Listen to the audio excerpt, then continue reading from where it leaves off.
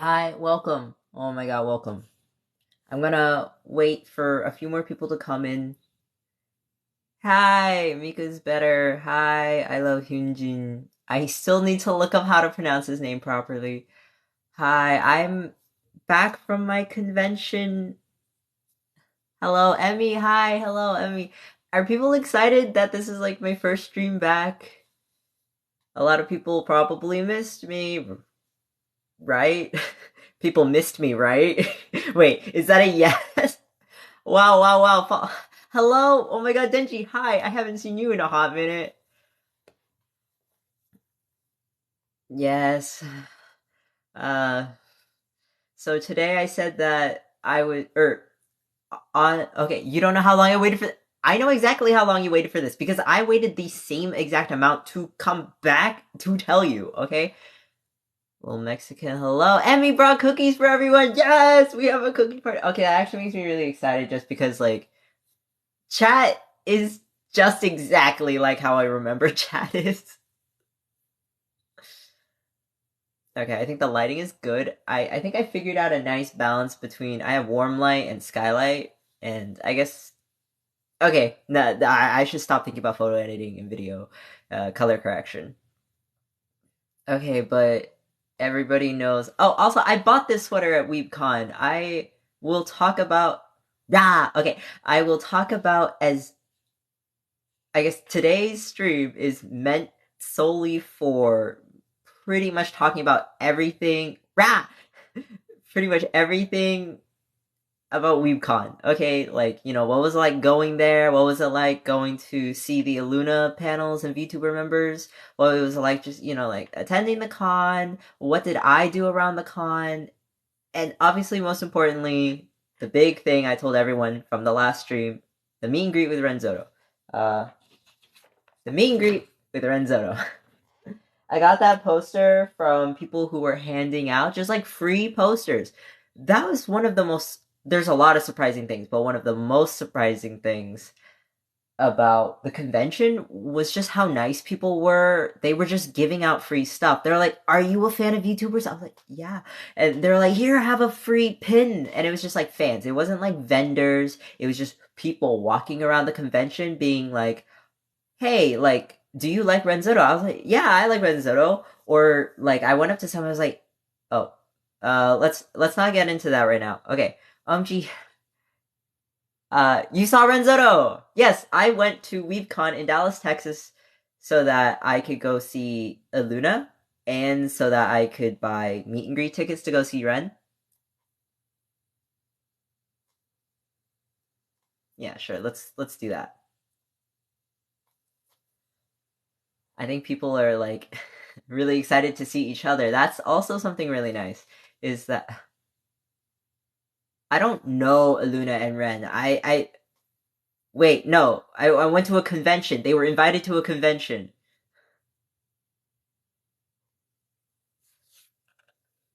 Get into what? It's a simple question, but go off.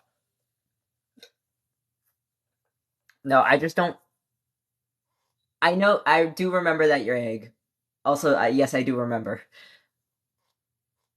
No, no, no, no. You don't see their faces. So VTubers, when they attend a convention, they show up on a screen. They get like Discord called in, and you're in the same Discord call with them. They can see your face like with the camera, and then back on the screen, I can see like his regular setup. It sometimes like between different conventions, they have different screen setups. So this one, I kind of just saw the typical like 16 by 9 I think is the rate. No, not 16 by 9, whatever, 1080 by 1920, like typical like monitor screen. I want to go to a convention now. You should. They're really fun. I haven't been to a convention. Oh, that's another thing. So anybody who's new here, and now I'm talking about like this conversation makes the most sense for people who were in like the previous two streams before I left. Now that I'm back from the convention, Gumi Lover, hi. Uh, yeah, no. Oh, thank you for 1K likes. But this for people who know about how much it meant to like go to this convention, it was so many things at once. It was my first out of state convention. It was the first convention I was returning to since the so like because of the a lot of conventions were you know, like canceled. So I went to this one because like conventions are a thing now. We can go back to conventions. It's fairly relatively safe, but obviously you're still at risk for just like going outside, etc., touching grass. How was it? I'm gonna talk about that right now. Okay, so everyone kind of like not too many questions. Wait, no, exactly.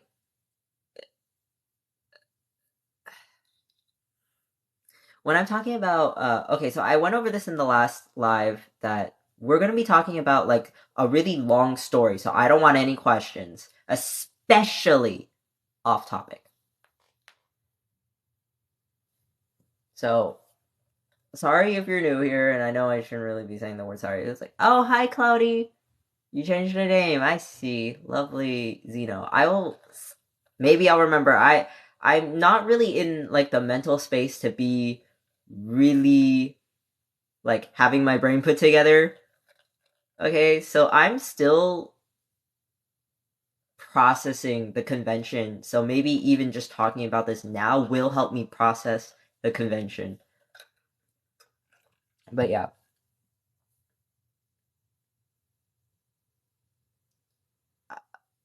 Okay.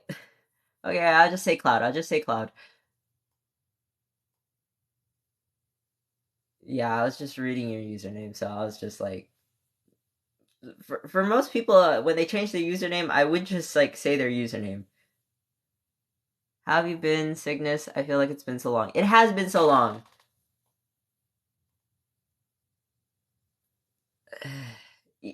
Both like since the last time you were here, and both since the last time I streamed. This is my return stream. I've said that a lot now at this point because I haven't gotten so far into talking about my story. Oh, you ever read Slushy? That's really nice. So, okay, just mentally preparing everybody and myself. I'm not gonna be very cohesive. It's not gonna be smooth. I'm just gonna see how far I get into talking, and maybe I'll take questions. But that's kind of risking it because I really do want to like talk as much as I can about the convention. Have it all in one footage. That would be really nice for me. For the sake of me being a content creator, it would be very helpful. I can get as much said today in this live. I don't know if the live is going to go all the way till 9 o'clock, but I did block out my schedule that pretty much I will be talking sometime between 6 to 9. Okay, so the convention was a lot of firsts. It was the first time I was returning to a convention for several years, and you know why. Totally not Kenny. Follow the host. Thank you so much. This is the first time I've ever flown out of state, and I had to fly alone. I met up with family to go to the convention when I was in Texas, but to fly alone, I haven't done that in so long that it made me really nervous. It's been several years since I've done that. Yes, I've flown a lot before, but flying alone, I've only ever done that like 3 times. One of those times was that previous weekend ago. I hope everybody has water. My cousin mentioned something that if we drink water together, we can be the hydro homies. So, just saying, if you want to be a hydro homie, you gotta get a glass of water.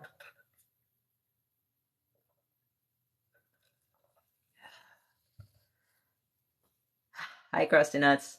Oh, wait.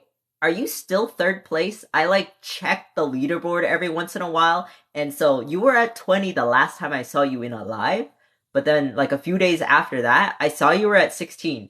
And then a while after that, you were at rank 3. I was like, you're rank 3 in the EN server? I was like, shit, I kind of know that guy. I don't really know you, but I know you by name. That's it. You were on second, and then that person was like, no, I can't let Krusty Nuts win. I'll be number 2. But that's pretty dope. I'll just say that's like kind of cool. Thank you, thank you, thank you, thank you for the hearts and the cat paws and the likes and the roses and the everything in the gifted. Rank 70. Uh, I'm better. Joking. Wait, are you? Wait. Oh, but we're talking about ranked matches like 1v1 solos and whatever. So I'm not sure if you're talking about like event rank. I know Cringe is talking about the single ranks and not the event ranks. I don't look too much over at that tab of the game because I realized it was really hard, and I was all like, I just want to be a little bit more chill with the game, or like go at my own pace. I was all like, oh man, I don't have the mental capacity. Oh, first gift, thank you so much for the roses. Your top 300 rank, my all perfect game is weak. Hey, Crusty Nuts, did you hear that? Denji's weak. I'm glad that Denji and Crusty Nuts, who are like two really cracked out Pro Second players, are both in chat right now. Do you support the gays? Yeah, I support the she's gays and theys.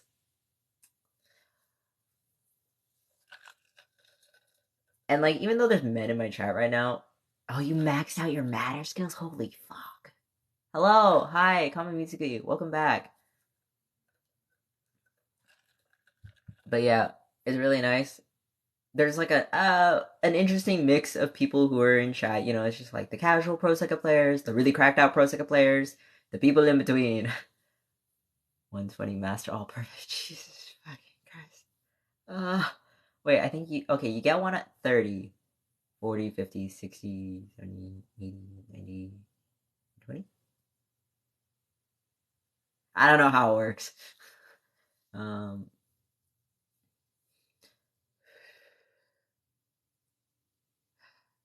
there's gonna be a lot of breaks and breathing and pauses because I'm still emotionally collecting myself from like the convention was a while ago. It started on like the 7th, and the meet and greet was on the 8th, and like some of the more Aluna stuff was on the 9th. And so today is like, it's well past that at this point, and I'm still thinking about it. I think this is going to be something I'm going to be thinking about for a very long time because it was just a really big deal for me, and I really want to get to the reason why this was a really big deal for me. Ah, your birthday was on April 2nd. Happy, wait, like, late birthday. I want to max out matter skills, but I need to, like, actually play, and you're bad. Yeah, Denji sucks. uh, People are cool with that still, right? Like, I can just, like, say you suck, and you're like, haha, that's funny.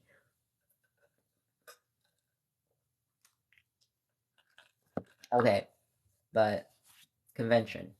I probably already said this multiple times at this point, but first out of state, yes, it's fine. Hey, that's because I was making fun of Denji.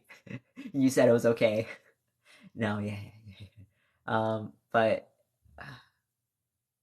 this is gonna, it's not gonna be smooth. Everyone, bear with me. This is gonna be a really just messed up like lot. The story's not gonna make sense. I really want the story to make sense, and I really want to be able to tell chat everything, but I this is like what it felt like to be in the meet and greet. I was like, like that. I like your figures and posters. Thank you. Oh, that reminds me. I have more figures in these boxes. If you stick around long enough, and if you're able to stick around, I think I have a Chainsaw Man figure in one of these boxes, and I really want to show it. I really want to show it. But that's only for the good boys, girls, and non-binary. What? How can I follow that up with like? Anyway, whatever. I have like a con haul, but it's not really a con haul because some of the stuff is shit I just bought at Kinokuniya in Dallas, which is really nice. Oh, show us. I could show you the box. For the real hardcore CSM fans. Let me just move this up here. I think you might be able to recognize a little something called The Shibuya Scramble Figure Company. Oh!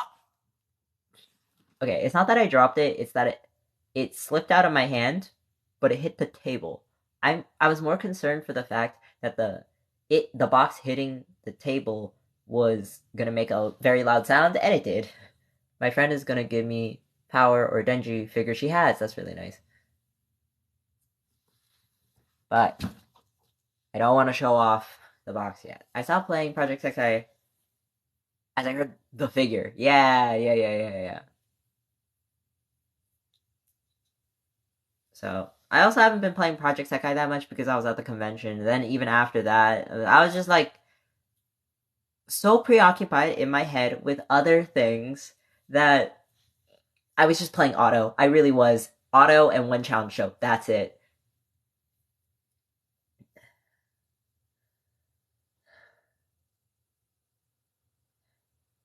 A lot's happened in the past 4 months.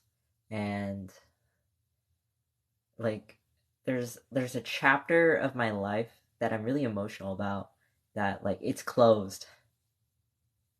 I cried in the last stream. I'm probably gonna cry again. So if people cry along with me, remember to drink water and remember to have like tissues and stuff. Oh wait, let me. Okay, that's okay. Sorry, I didn't. There's something I'm charging over there, and I don't want to overcharge it. Don't overcharge your electronics, by the way, if you want to preserve battery life. So that's tangent. Yeah, I'm first out of state convention. First time coming back to conventions. First time in cosplay. You've seen the cosplay I've worn on stream. That is part of the cosplay that I wore. Obviously, to go see a Luna, I dressed up as Rena Zoto, the female version of Ren. I just realized your phone is at 5%. You should go charge that. I always make sure I charge my phone before I start the stream so it doesn't like die on me. Yeah, Kami Mizuki says, charge your phone. Yeah, charge your phone. Charge your phone, but don't overcharge your phone. Everyone's just talking about their phone percentages right now. 3K likes, thank you so much. It says 2.9 on mine, but I'm sure it'll catch up.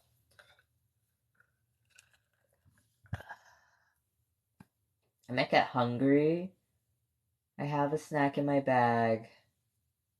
I wonder if these are still good.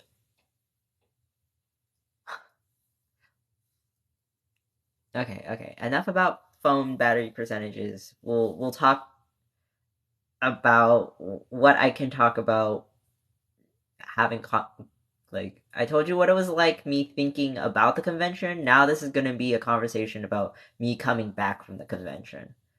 I just keep saying that and I haven't even gotten into the story. It's because every time I start thinking about it, I'm still processing emotionally like a lot. Like literally every time I just start talking about it, I already want to cry. So this might just be a lot of awkward silences and pauses. It will be a lot of awkward silences and pauses, just like the meet and greet. A lot of awkward silences and pauses.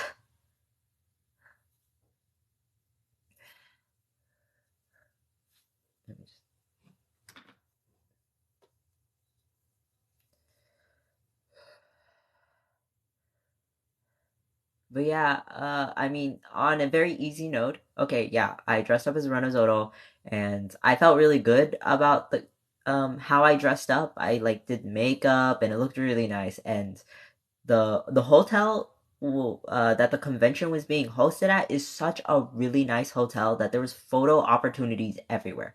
So I'm so thankful for my family who went with me to the convention so that you could take a bunch of photos of me in cosplay.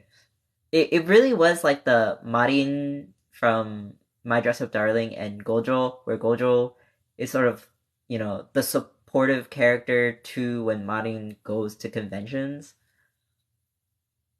And he gets like the normie gets to witness like what's it like looking and being in the environment of like cosplayers and a convention. It was his first convention. I've been to plenty of conventions, but this was his first one. So he got to see like a very good experience at the convention because I had a really good experience, and I think he got to like live the experience vicariously through me. So he followed me around and he took a bunch of photos, and I guess let's start off with something simple.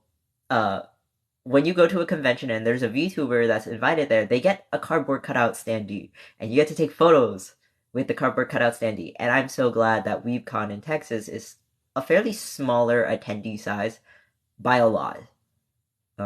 Big panels that I expected to be full were not full, even remotely close. You didn't have to line up for anything, and I got to meet.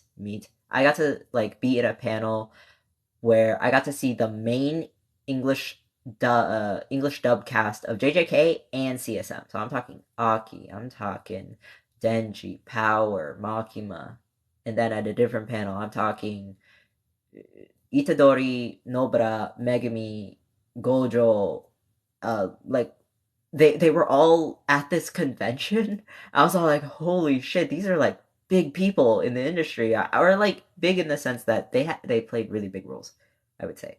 And I don't know the rest of like their body of works in terms of like dub work and voice acting and acting and things like that, but I was so easily just led to the front row seat, and I just got to sit there and watch Power eat a bowl of cold fruit chili, aka an acai bowl. Power, okay, this is not related to the thing with Aluna. Maybe I'll just talk about the non-Aluna things, and then we'll get into the Aluna Nijisanji things, because I think we're just gonna, I guess, ease me into the conversation of like I'm I'm like still nervous.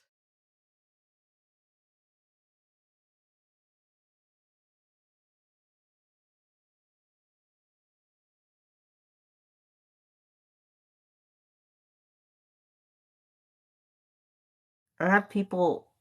I never feel really good when people just like come up to my room and just start shouting shit. I know it's in Viet, and most of you aren't Viet, so you wait. Cloudy Skies is Viet. You were probably able to understand that. Frick. Yeah, no. My family is sweet, but also intrusive. It's a difficult relationship. Anyway, my favorite person, like panelist, non VTuber, my favorite panelist that I got to go see, Power, was freaking hilarious. Power was born to play Power. Power is Power. Okay, the voice actor who plays Power is just like Power. So like, I mean, I think that okay, yeah, that's one thing. Uh, Power is so incredibly on brand that when they're in the middle of like a Q&A panel, and all the voice actors are up there on the big fancy table with the big fancy mics, and then there's Power just sitting off, just like everyone else is being like serious, and then she's just eating a bowl of food, and she didn't even call it an acai bowl, she called it a cold fruit chili. I think that's hilarious that she was just like eating in the middle of the panel, just like the show, right?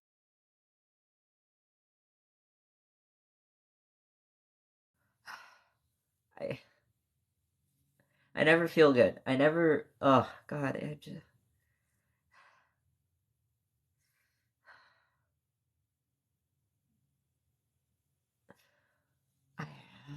It really throws me off. It just puts me in a really bad mood, and it's I'm live. I have a VOD to edit. I have to edit that shit. The reason why, okay, I said that if I had done the thing that I said I was gonna do in the previous stream, I was gonna upload the VOD. But because of like the stuff that got interrupted in the middle of the live, I have to go through the VOD and I gotta cut shit out, and then I'm gonna post the VOD.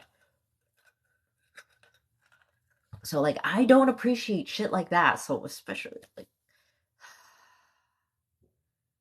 uh,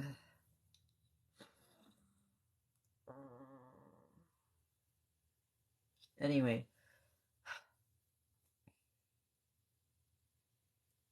that's like stuff about the panels.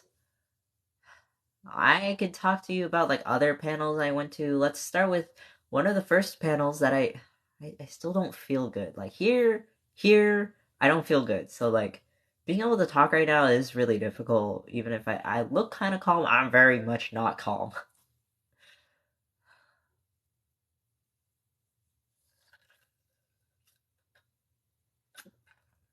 Other panels I went to, there's this one that was a group of what was supposed to be four girls performing dance routines, quickly dwindled down to two girls doing dance routines. But yeah, it was a fan led panel that they dressed up like cosplayed like idol Love Live girls, I think, and they learned some dances and they like if you are like someone who's really critical about dancing, you gotta go. Bye. See you later. Uh then like you look at them and be all like, oh man, they're not that good and like blah blah blah. Hey Lily, I'm talking about the convention. And I haven't talked about the part about Niji Sanji yet. I'm saving that for later once I feel like more settled in. And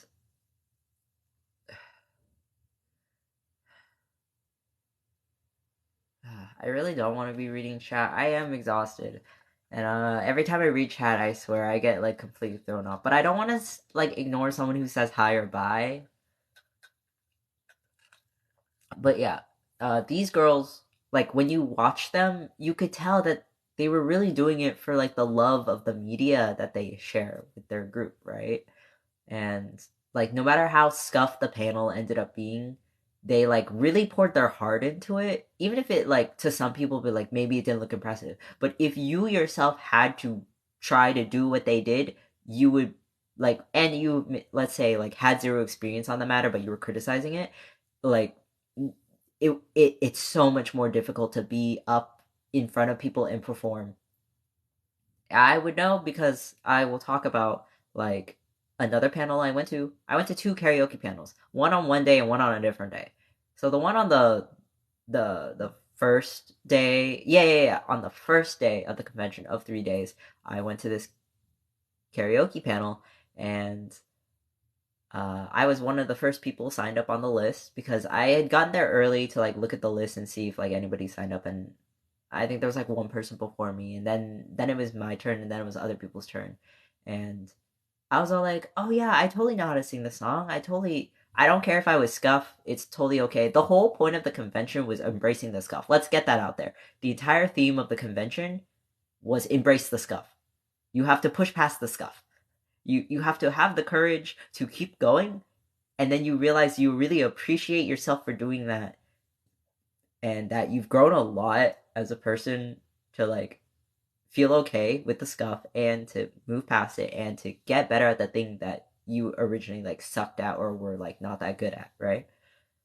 So the first time I went to a karaoke panel, I got up there and I was singing Amplify, of course. I thought it was like a really nice fitting song for like the mood of the convention and the themes, and there was like a few VTuber cosplayers in the room, so they knew the song too, and they were singing along with me. Thank God.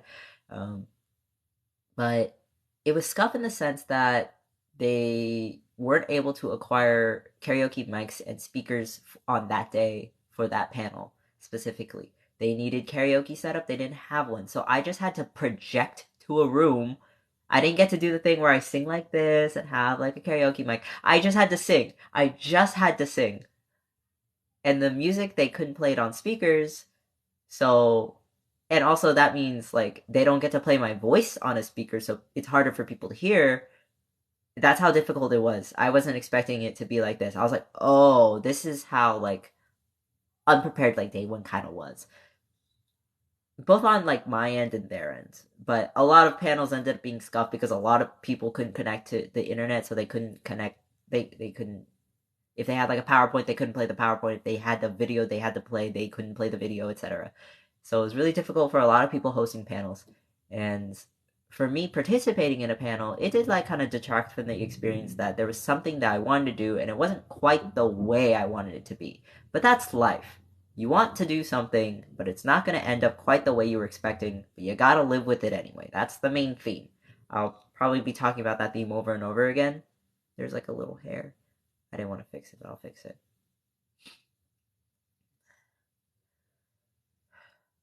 But yeah, they were playing the music off of their laptop, and I just had to sing to a room, and that was just so difficult.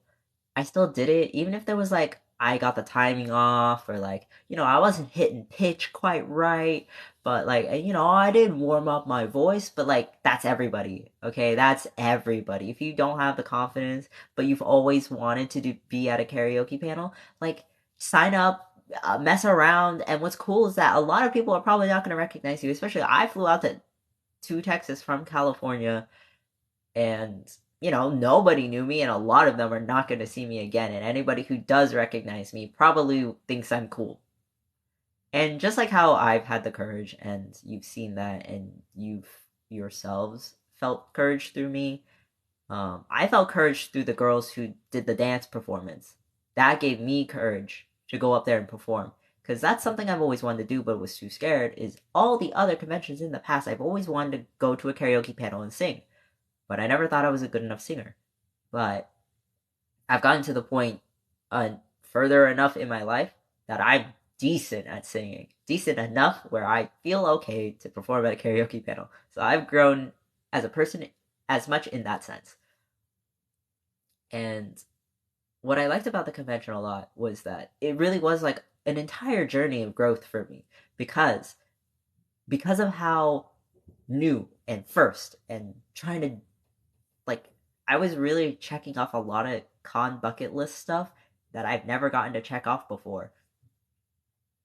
So, cosplaying, singing at a karaoke panel, etc., stuff like that. Oh, going to a meet and greet, stuff like that, right? I really put myself out there because I knew that, this is a once in a lifetime chance to, like, things like this happening the way that they are. I'm going to make the most out of that, right? Okay, I've been online for 30 minutes now, so I do feel a little bit better, and I do feel like I've gotten,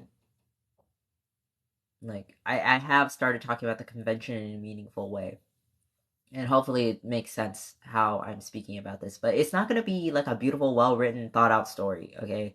I wish it could be like that, but I am speaking on the fly. So when I was up there and I was singing at the karaoke panel, it clicked for me. Like, what it felt like to be like the girls from the other panel who performed just like in front of everybody, and they were playing music off of this crummy laptop that, not very good speakers and stuff like that, but people were still having a great time. Okay, nothing was professional when it came to any fan-made panels unless they actually were a professional. That was pretty cool, is that they had like professional cosplayers who held cosplay panels, like giving cool information to people who show up to the panel room. And so as the weekend went on, I just did things that felt more and more courageous each time. Uh, so it was interesting that each day felt like I was enjoying the con in a different aspect. So sometimes it was because it was like a very 𝐂.𝐿una heavy day, and I was a very 𝐂.𝐿una heavy focus. Like, I'm gonna wear the 𝘪𝐿 cosplay, I'm gonna go around taking photos, I'm gonna talk to a bunch of cosplayers who also like Niji-Sanji, and we're dressed up as like Niji-Sanji cosplay. Um, and most importantly, the thing I've always been super nervous about for literally the past 4 months was having a meet and greet. I'll get to that eventually. Let's just keep talking about panels, because that's just something easy, quick to talk about. Another panel that I went to that I really, really liked was, there's this one called like cosplay content creation, and it's meant to be like, if you are a cosplayer, what type of content creation can you do? Like, what types of accounts, what types of content, and what it means to like also enter cosplay competitions, and what's it like putting together your cosplay. That was a really cool panel, because the person who was leading it led it through asking everybody in the room, what is your cosplay experience, what do you plan to do, blah blah blah, explain your cosplay, blah blah blah, what's a goal, blah blah blah. And I remember being at that panel, and that was definitely, every panel that I went to was meaningful in a different way. Okay, so the girls who were dancing, that taught me courage. Um, you know, going to the karaoke panel, that was the first time I ever got to sing karaoke at a convention. I've always wanted to do that. Um, Going to the cosplay panel, with people talking about their cosplay experiences. Because this was my first cosplay, I got to hear from seasoned cosplayers or maybe beginner cosplayers, and they were talking about, what are their experiences with cosplay and what have they done with this thing that they do, that they love. Was it just like something they threw together? Was it something they built, handcrafted everything? Uh, and it was really nice to just be in a room with other people who were cosplaying, and I just like I get to sit in and listen to everybody talk about their stories. It was actually really nice.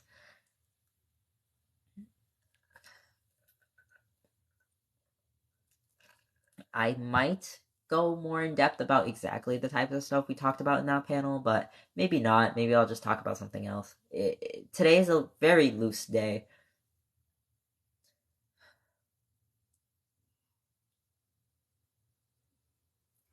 Let's go with the. We'll talk about the cosplay experience.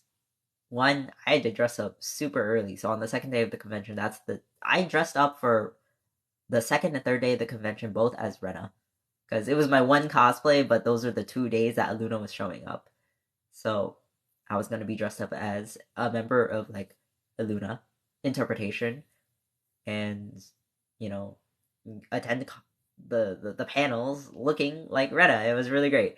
And so, what was it like in the morning? At the beginning of the day, I had to wake up super early to do my makeup. It took my like I didn't do necessarily cosplay makeup, but I was doing a full face of makeup. It took me an hour because the eyeliner was a bitch. If anyone's seen the photos on Twitter, or I have a new Instagram cosplay account now, so I started a cosplay account because I wanted to have the photos just like there, easy, presentable. So if anyone wants, it's literally Cygnus Sonolumen. I think 𝐂𝐿𝐿 already follows it. You can follow my cosplay account. Uh, and so, what was it like to get dressed in cosplay? It felt amazing. It felt really strange walking out of the house because I had to see the family I was staying with, and they saw me in cosplay, but they knew I was going to a convention, so they were understanding. It felt interesting in the way that like I got to sit in the cosplay in the car, and we got to drive to the convention. So this is where we are in the story. We parked, or along the way that we were like entering the convention, there was people leaving. We're driving toward the parking lot. Everyone leaving the parking lot, going to the convention. A lot of them were in cosplay, and then I kept getting like more and more hyped about going to the con because I was like, oh my god, there's a Blue Lock cosplayer. There was Blue Lock cosplayers. I was like, there was a lot of 𝑗𝑗𝐂, so much Chainsaw Man, so much Chainsaw Man cosplayers at that convention. There was definitely certain cosplays that were like, I won't say like overrepresented. I think perfectly represented because of just how current and how relevant certain things were. Like because there was a 𝑗𝑗𝐂 panel, there's going to be 𝑗𝑗𝐂 cosplayers. If there's a Chainsaw Man panel, there's going to be Chainsaw Man cosplayers. There was a Niji-Sanji panel. There were Niji-Sanji cosplayers. I was so hyped that when I got there, and it was the same day as the day I'm gonna see Ren at the panel and Ren at the meet and greet, was that uh, jeez, yeah, I got to go around and experiencing looking at everybody's Niji Sanji cosplay. I was like, that person's definitely a fan of Niji Sanji, and very specifically 𝑒𝐻. You're dressed up as 𝑒𝐻. Of course you like 𝑒𝐻. You're dressed up as Fox. There was a few Fox cosplayers. I'll talk about all the Niji Sanji cosplayers that I saw. There was a Mellow. Okay, so from the earliest waves, I saw a Petra. I saw I uh I saw okay, Petra and not very many of the early wave Oh no, there was also Millie. Okay, yeah. Millie, Petra, Anna. And then like there was from Luxium, I saw Vox, Mista, Shu. From Noctix, I know I saw Fuchan and Albin. There was also 𝐂.𝐒, but I didn't see 𝐂.𝐒. I know that there was an 𝐂.𝐒 from the photos that got posted on Twitter. I personally didn't get to see them in person. I know that for 𝐿una, there was every member of 𝐿una, but I don't think I saw �ay𝐤. And then for 𝐂.𝐒, I saw 3 members. I saw 𝘧𝘪𝘭, 𝘠𝑝𝐿. That surprised me the most. I was so excited to see 𝘠𝑝𝐿 and 𝑚eloco.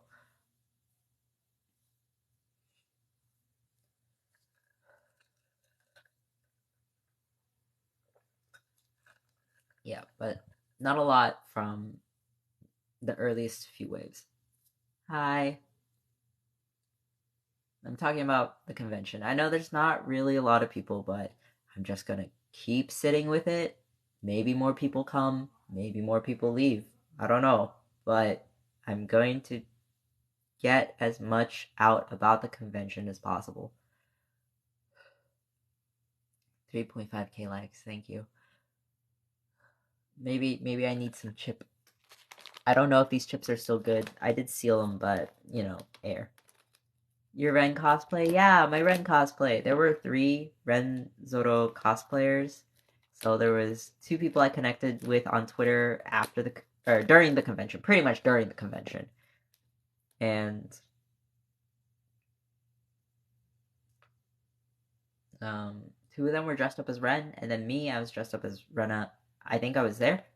Wait, were you at the Weebcon convention?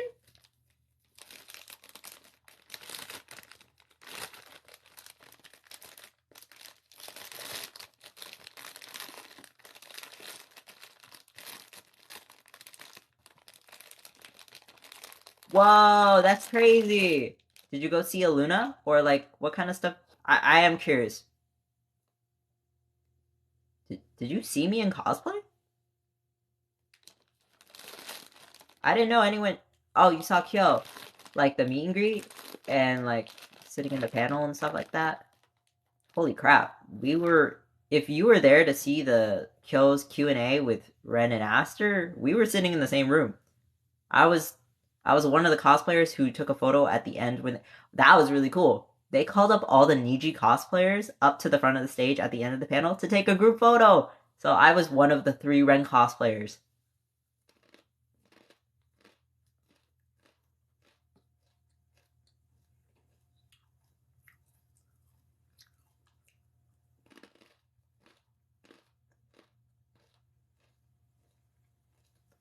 That is so cool. Someone here in chat was there.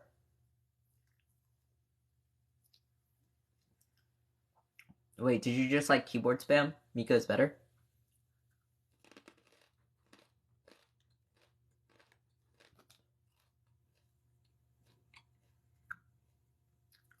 Oh yeah, then I must have saw you. Holy crap. Damn, I could have had a member of my chat meet me. It's gonna be very rare that I go to Weebcon again. I'll see if I can. If it's a yearly thing, I'll ask my cousin to see if I can stay over again and see if we can go.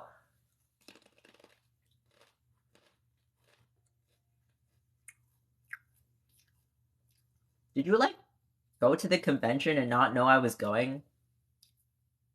I want to meet you one day. Come to a convention and find me.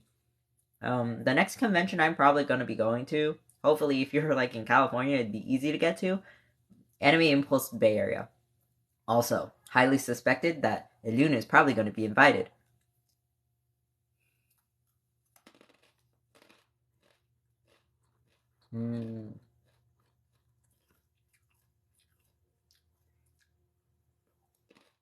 You're close to Cali. Okay. Closer to the convention, if you're going and you're in my chat, I will be talking about like, oh, I'm going to be going to this convention. Definitely meet up with me. We'll figure something out. That's so cool. I can meet someone from my chat. I didn't think that'd be on my bucket list as a streamer, but I guess it is now because you've given me the idea. I didn't think that was like. I wasn't expecting this. I'm like fairly new at streaming. I didn't have expectations like this.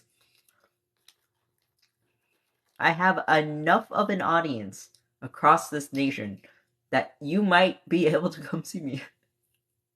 At least one of you. These chips are stale. I'm still eating them. They taste delicious.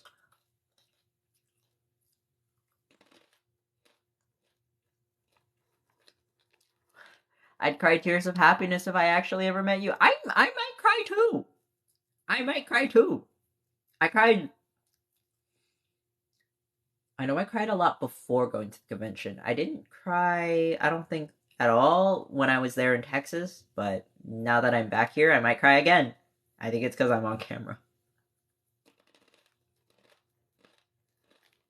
No, honestly, that'd be super awesome. If you're able to ever, like, I'm talking about a convention that I might be attending, and you are probably also able to go to that convention, or like we're already planning on going, I would love to meet my chat.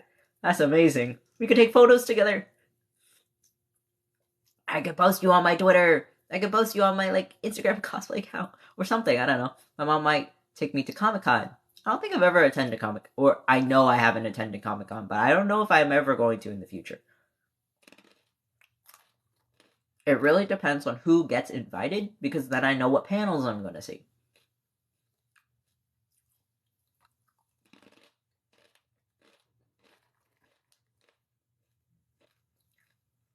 But yeah, to keep it simple, being a fan of Niji-Sanji, going there, meeting other fans of Niji-Sanji, talking to them, seeing what they look like, seeing their dedication to cosplay. Oh my god. Like, every Niji-Sanji player or cosplayer looked amazing. Even if it was like not a full cosplay, even if it was just like an interpretation, or if it was like a spin off on something, they're all amazing. Okay, if you cosplay, even like to some small extent, it's amazing. Because you could just feel the fan in the room, right? You can feel how much of a fan everyone is in the room. They're always so excited to talk about their favorite character, or that since we're all here to see Aluna, we got to talk about Aluna. I got to talk about Aluna to other people who love Aluna. I especially in person. I've never had that before. Not until I got to this convention. So that was just what were the things that made this convention special. It was especially being a fan of Niji Sanji that has made the entire experience for me, and to be in rooms with other fans of Niji Sanji. It was amazing. I've never felt that way about any convention I've ever been to in the past, and I've gone to 10 plus conventions, okay? I've been around.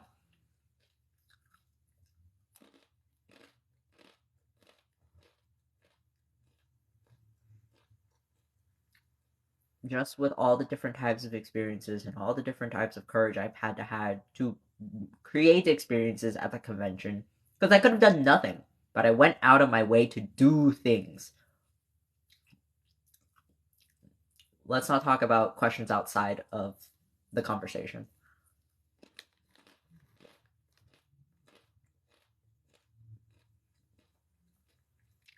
But yeah, I feel like a lot of the experience in the convention was definitely very much emphasized because I was in cosplay.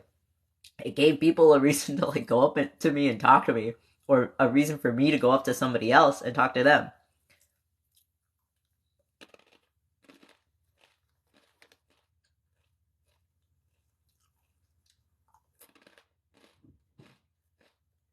I am very hungry. I know there's dinner, so whenever this live's done, I'll get dinner. I'm not going to do munch with the bunch. I think that's too much for me to handle right now.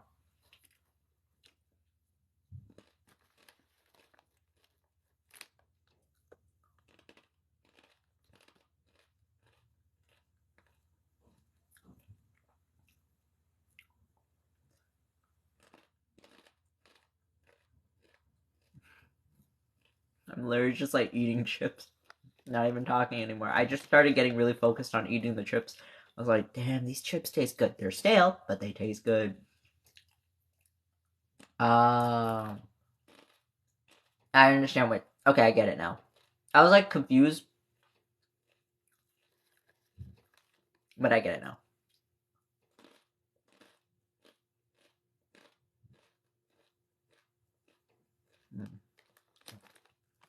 If I keep holding the chips, I will keep eating them.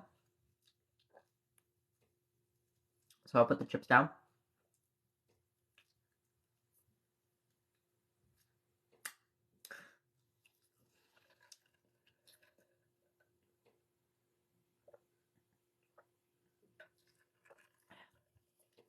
Chips.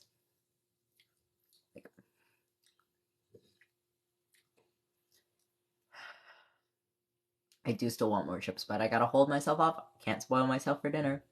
Okay, so I especially loved having conversation with 𝐂.𝐒 cosplayers because, you know, that was the most dedicated thing that they felt like being a part of that day. Was all like, I'm gonna go see 𝐂.𝐒. I'm gonna dress up as a member of 𝐂.𝐒. Like, I'm gonna go to a meet and greet as like looking like an 𝐂.𝐒 member to an actual 𝐂.𝐒 member. Ooh, this was really cool. Okay, so there's the cardboard cutouts and the standees, and you take photos with them on an iPad with staff walking around the convention. Were the members of 𝐂.𝐒. They were live as if they were walking around the convention and just talking to people, like a free meet and greet, right? They were just like going around. I was like, I was not expecting that, and that's really freaking cool. And you can hold the iPad, go up to the standees, and take a photo of you holding the iPad with the VTubers on it. That was crazy. So I have a photo of like Aster, 𝐂.𝐒, 𝐼𝐞, maybe Scarlet. I know Ren wasn't there, and I don't think Mari was on screen at the time.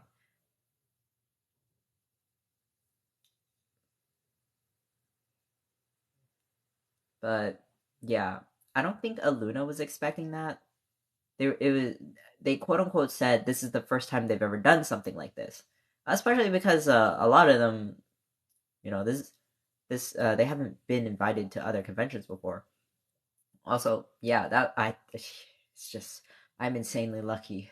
I feel insanely lucky with how everything lined up.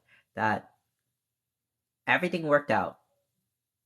I, could go to Texas. I could go to the convention. I had a cosplay, and I was brave enough to get it. To go see 𝐂.𝐒. I, can afford meet and greet tickets, and I keep saying all this stuff. Like, yeah, you went to the convention. You went to the convention. But like, how was the meet and greet? I'll get to it when I feel emotionally ready to get to it. Okay. Ugh, there's noises outside my room. I'm really just concerned because I don't want chat to hear what the noises of my house are. I want to keep those two lives separate.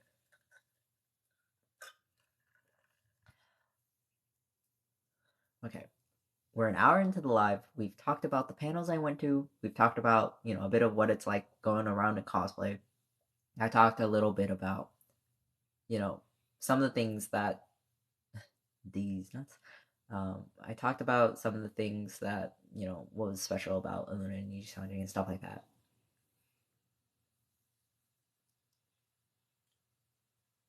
So, let's go with the Q&A panel. It is a 1-hour panel, which I felt a little bummed about that they were 15 minutes late to a 1-hour panel. I think there's like tech issues, and obviously, like, tech issues are gonna happen. That's totally okay. Everyone was understanding.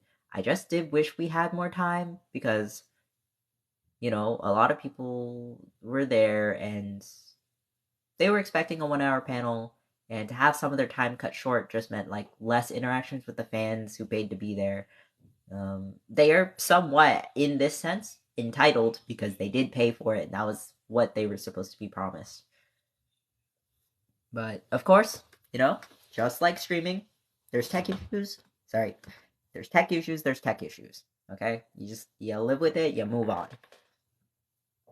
Like, you can be sad about it for a little bit, but you can't be sad about it forever. I wonder if, like, should I sit like this?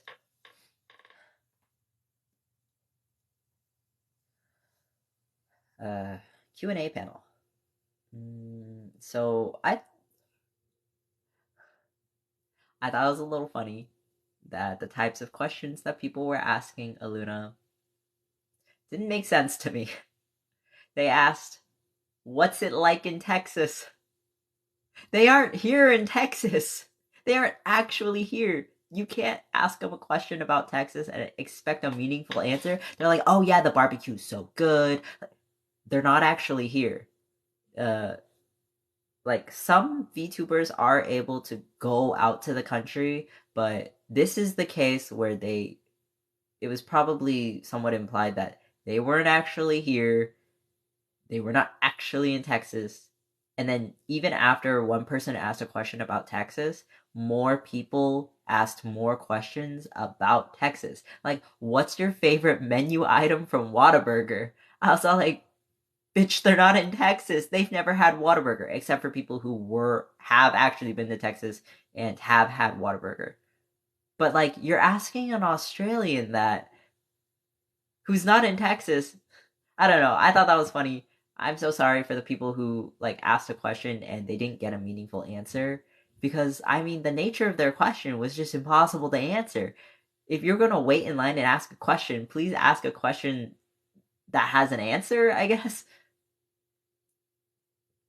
Yeah, be mindful about Q&A panels. Like, they're VTubers. They're not actually there. They're on a screen. They got video called in through Discord, okay? Um, but dang it, I'm still eating the chips.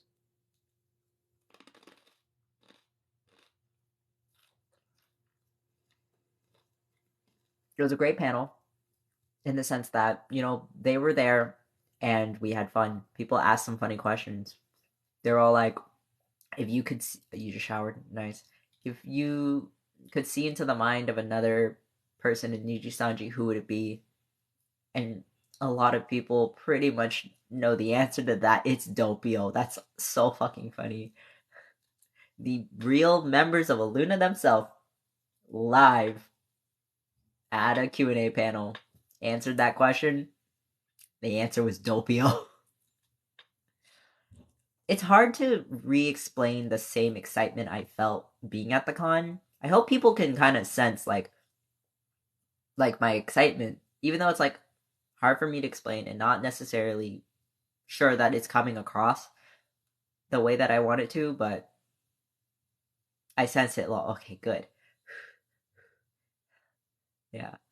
I'm not the. It has been some time since the con has passed. So if this was a stream directly after, like the convention, like the day after, I would be talking about this in a completely different way.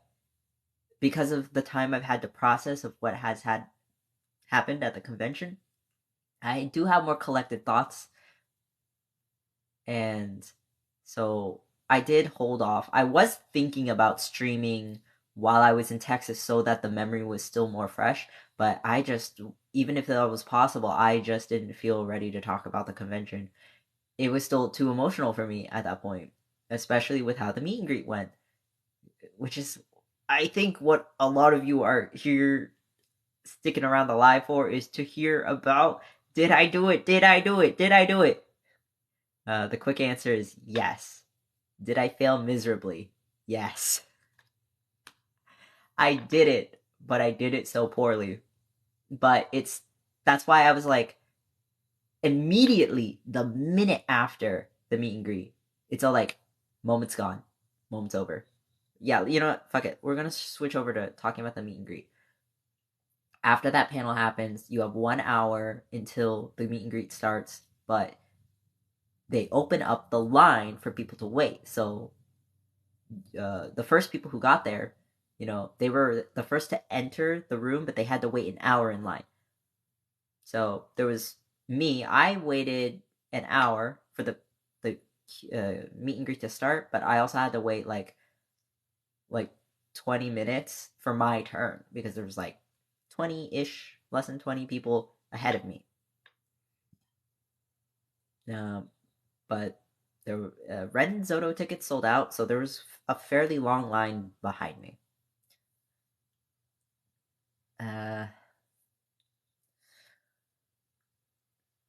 And yeah, let's see if we can dive right in. It's not going to be smooth. I wonder if I'll cry. I think I might cry. I have a napkin on standby. I have water. It was just so emotional. I keep saying the word emotional. Yeah, it was emotional. I've been so nervous about this, and I've been preparing myself for this moment, this specific moment. So it all rides on this, right? Also my lore story, also the thing I told Chad about that I was not gonna chicken out on. And yes, I definitely felt your presence with me when I was there in the booth. By the way, when I got nervous, I was all like, no, but chat would want me to finish what I started, even if I'm cringe. I knew I was being cringe, and that's what hurt a lot, was being in the booth and knowing you were being cringe, and the one like biggest person that you care about is watching you be an idiot. So yeah, I waited in line for an hour and 20-ish minutes, something like that. They had tech issues again, but they solved it fast. So congrats, staff. You did a good job. I waited in line, and that was definitely one of the best experiences. There was a lot of good experiences, but one of the best experiences of being at that con was waiting in line with the people who have meet and greet tickets to go see their favorite streamer, because those people are ultra dedicated fans, right? They're not here just so like, oh, I'm just gonna like go. No. You have to really like them to pay money to go see them, in the sense of like a meet and greet. It's expensive. I was about to eat another chip. Let's just drink water instead. So different people I met in line. There was a Vox cosplayer I was right next to. I will get more into that,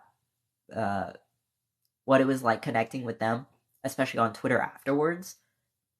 But I was sitting in line with them, and I noticed that they had T-Rex earrings, and I was all like, Ren's favorite dinosaur is a T-Rex, and they were all like, they didn't even plan on wearing it. They just happened to pick up dinosaur earrings. They wore them. They told Ren about how they were wearing T-Rex earrings, and then apparently Ren was all like, that's based. And then so the Vox cosplayer next to me in line, when they told me about their meet and greet, and they also posted about it on Twitter, that was really cool. It's being on Twitter after the convention. Oh, you cosplayed Aster, but you took it off halfway through. I didn't get any photos with Aster cosplayers. Oh, that's really cool. You even cosplayed as a member of Luna. We should have taken a photo together. What the hell? I was looking for an Aster to take a photo with. You had your chance. You slipped up.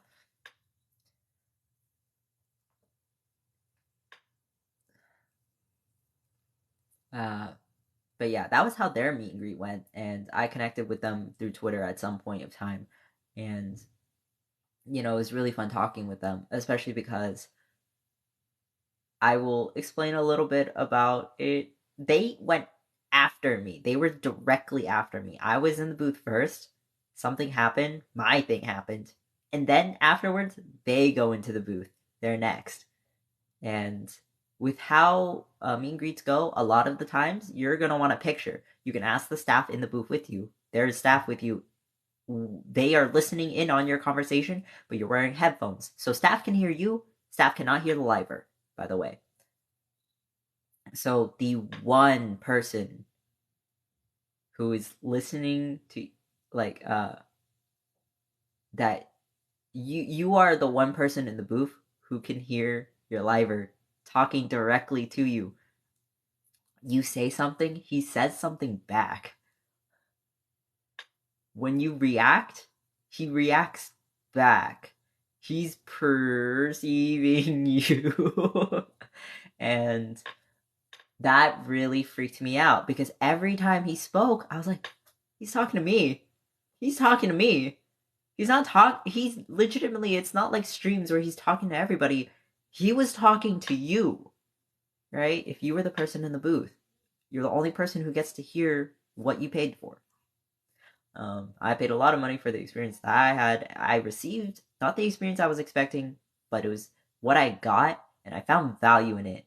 But I had to process what was like. Why did I feel sad about it though? I think it's because I built up my expectations, and then I personally didn't meet the expectations I set for myself.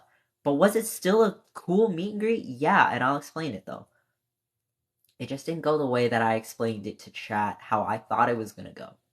So I'm back now telling you how it actually went.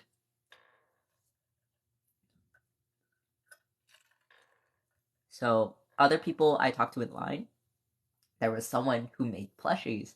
They made a 𝘪𝘁𝘪𝘥𝘥𝘦𝘴 plushie, which is our mascot, and they made a 𝐂𝐒.𝐿𝐿 plushie, which is one of.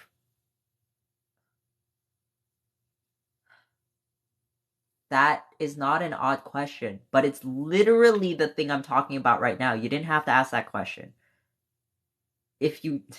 Here's the funny thing about questions: when don't ask questions in the middle of when I'm telling a story, because likely the answer to your question will be answered if you just let me talk. Whenever I have streams where I'm talking about stories, I don't appreciate questions. I always say hold off on questions until the end, because I might already just answer it.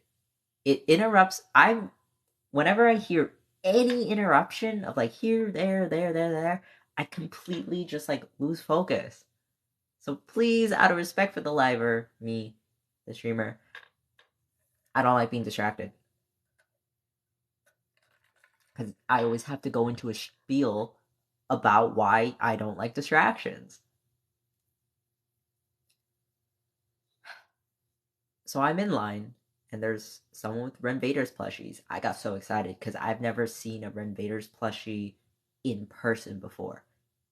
So I saw it in her bag. I left my spot in line. Oh, by the way, people are totally cool with like, because you're not moving, people are totally cool with just watching your stuff. Like, hey, can I like go over there for like 2 minutes and then like come back to my stuff? They're like, yeah, sure. That's how nice everybody is. They know you're back. Hi, welcome back. Anyway, so I left my spot in line. I went up. I was talking to this other girl. We had plenty of time. We had an hour before the meet and greet started. And so I went up to this girl and I took photos. I was all like, "Oh my god, this is a 𝘪𝘁𝘪𝘥𝘥𝘦𝘴 plushie. Can I like hold it and take photos with it?" And she was like, "Yeah, sure." And then she was all like, "Oh, here's Nessie too." And so I was just like holding the 𝘪𝘁𝘪𝘥𝘥𝘦𝘴 plushie. I have photos of this. Again, I documented a lot of photos of the convention experience. I'm freaking out. But yeah, I got to hold a 𝘪𝘁𝘪𝘥𝘥𝘦𝘴 plushie and I got to hold a Nessie plushie, and we got to take really cute photos. So I have those. I have so many cute photos of every person I talked to at that convention, for the most part. If I interacted with you in a meaningful way, we have a photo together. And I might have posted it on Twitter. So, people were asking each other, what are you going to talk about the meet and greet when you get in there? So, they were all like, oh, I'm going to show them this piece of fan art I made. And one person drew 𝐂.𝐒.𝐿. That was so funny. They showed it to Ren laughed. They showed it to 𝐂 was mad. I thought that was funny. When they asked me about what I was gonna say, it was pretty much the same thing I told you, and the same people I was telling other people at the convention, like, oh, what am I gonna talk about when I'm at the meet and greet? I was gonna tell them about the D's nuts. I was all like, yeah, that's right. I didn't put it into words like this, but pretty much the sense I wanted to come across in the meet and greet was at some point I want Ren to realize that the person standing in front of him is the same person as the artist he screwed over 4 months ago, and that to just nail it extra hard, I was gonna prank him with a D's nut saying to get him to that I'm also this account on Twitter and YouTube where we like have online interactions with like, you know, they say something and you comment under them, or like they're on stream and you like chat, right? That the extent of the interaction is to there, but when you're at a meet and greet, the extent of the interaction goes further than there because you are actually talking to them. So let's talk about when it's my turn in the booth and what they do. Oh, let's talk about how the booth was set up. I wasn't expecting this. When I walked past it, I was like, oh, that's what the booth is going to be like at this convention specifically, because I think it's set up differently at other conventions just based off of like, you know, how are they going to do it? They're going to do it their way, right? So we were blocked off into these like shower curtain-esque rooms. Black fabric, but the fabric wasn't thick enough. You can see through the fabric. You can see what the other person in front of you looks like when they're in the booth with Ren. If no one's in the booth, you can actually see the monitor past the fabric. It was black, but it was thin. So it wasn't perfectly sealed off, which also kind of makes people nervous because people are now watching you have a meet and greet with Ren. I wasn't expecting this. So it threw me for a loop that, you know, I had all these preconceived notions of maybe how things were going to be set up. I like planned around that of thinking like, okay, I think it's going to go like this. I wasn't expecting that when I got into the, or how it was going to look set up is that there's a laptop on the table. The headphones that you're going to be wearing with a like a gaming set mic. So pretty much you go into the booth and you do this, you know, and you talk to him. You're on a Discord call with him, and the Discord call pops up, and you get there's like a pop out screen for the call, and Ren is on a bigger monitor that's above the laptop. The laptop's on the table, and on the wall is the liver. So they're kind of like at eye level to you ish, unless you were like kind of short, then they were like taller. And I wasn't expecting that how he sees you is that the laptop camera is pointed at you. He could see that. You can see a little tiny square of what you look like to him, but you're mostly looking at the big monitor where you can see just him, right? When you go into the booth, there's going to be a staff inside the booth with you. They check off your tickets. They're all like, okay, you have 4 minutes. I bought 4 minutes. I got 4 minutes. I asked him, can you give me a 1 minute warning for photos? He's like, okay, a 1 minute warning. I put my stuff down and I go up to the table. I was like, oh my God, I talked to him on a headset mic. I wasn't expecting that. So I put it on and boom, I knock into the horns. I'll show you. You know what? Let's reenact.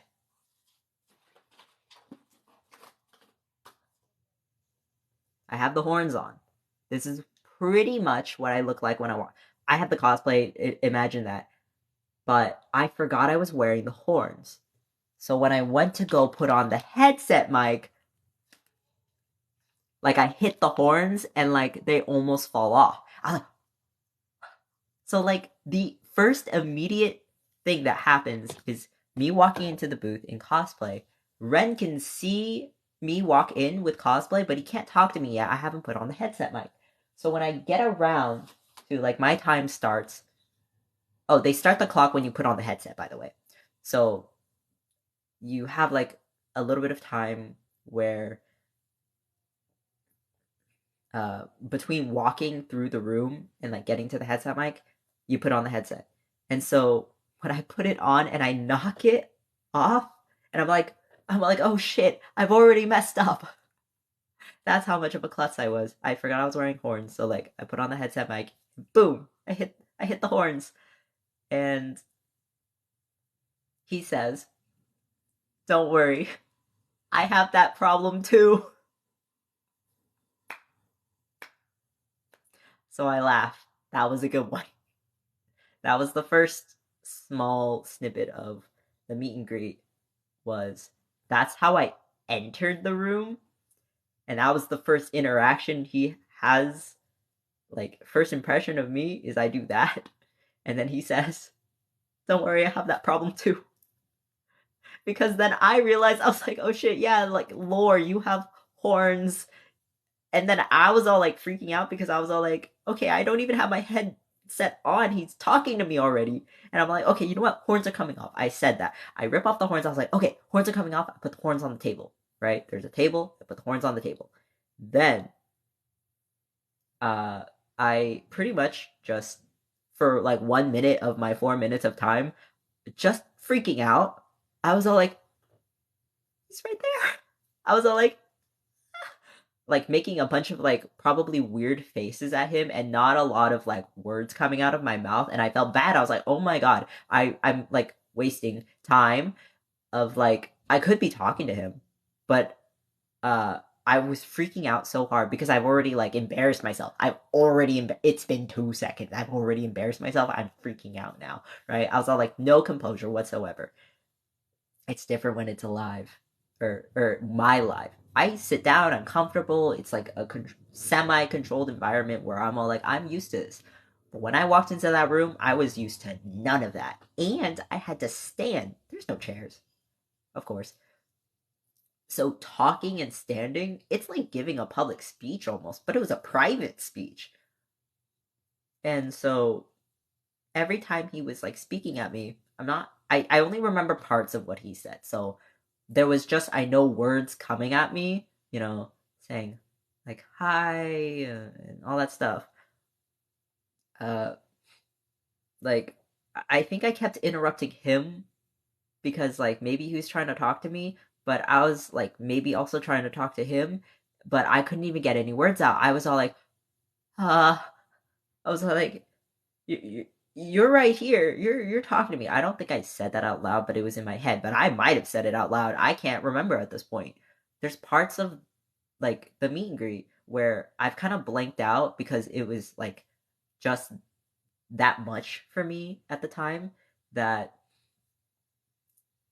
like I couldn't even capture that memory. When it comes to memory, it's such a fickle thing because you can either misremember, or like you can like not even remember something, like the actual thing that happened never like perceived into your brain, or that it did go into your brain, but then you misremember it and then you tell people how you remembered it.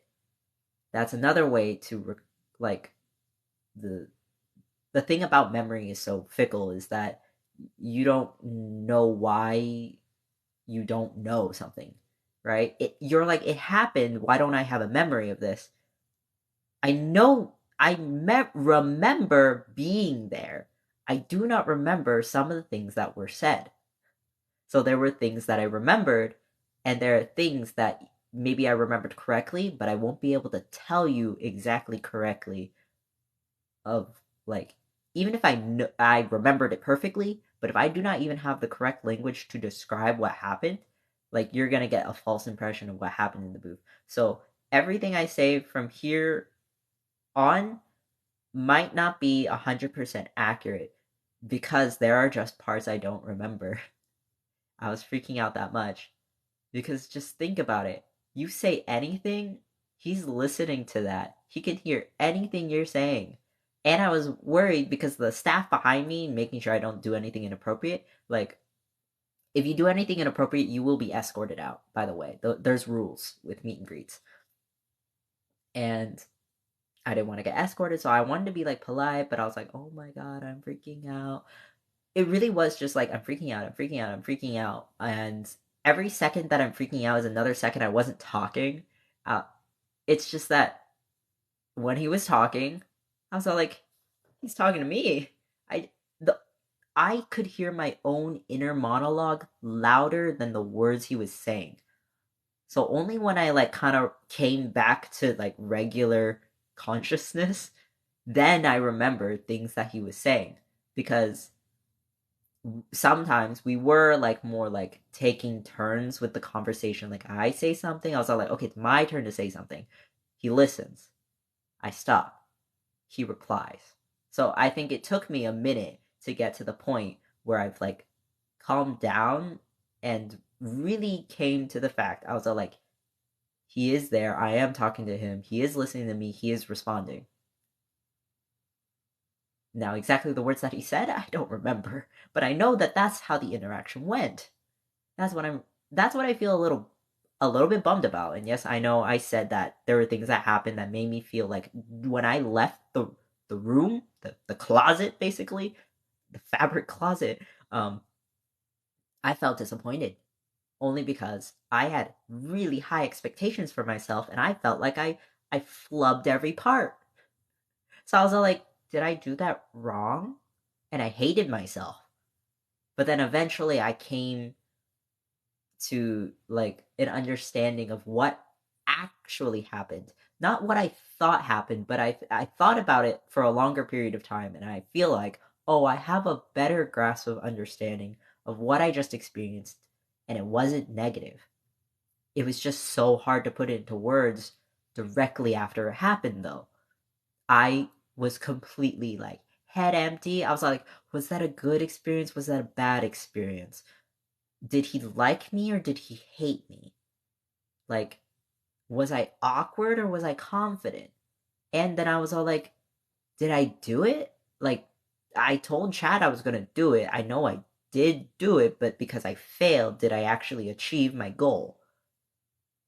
So then I just remembered that I always kept telling myself, you know what, I will do it, but I don't care if it's scuff. Well, I do care if it's scuff, but I will accept that I can like push past the scuff. There was just so many scuff parts in my meet and greet that every time I messed up and I embarrassed myself, I was all like, okay, and this part is true. Like I was all like, okay, but chat would like want me to keep going, right? I was all like, it really always had to come back down to I was all like, okay, but like I can't disappoint chat.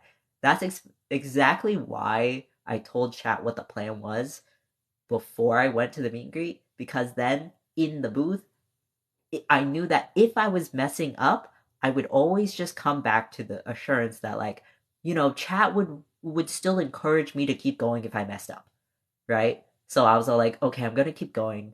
Um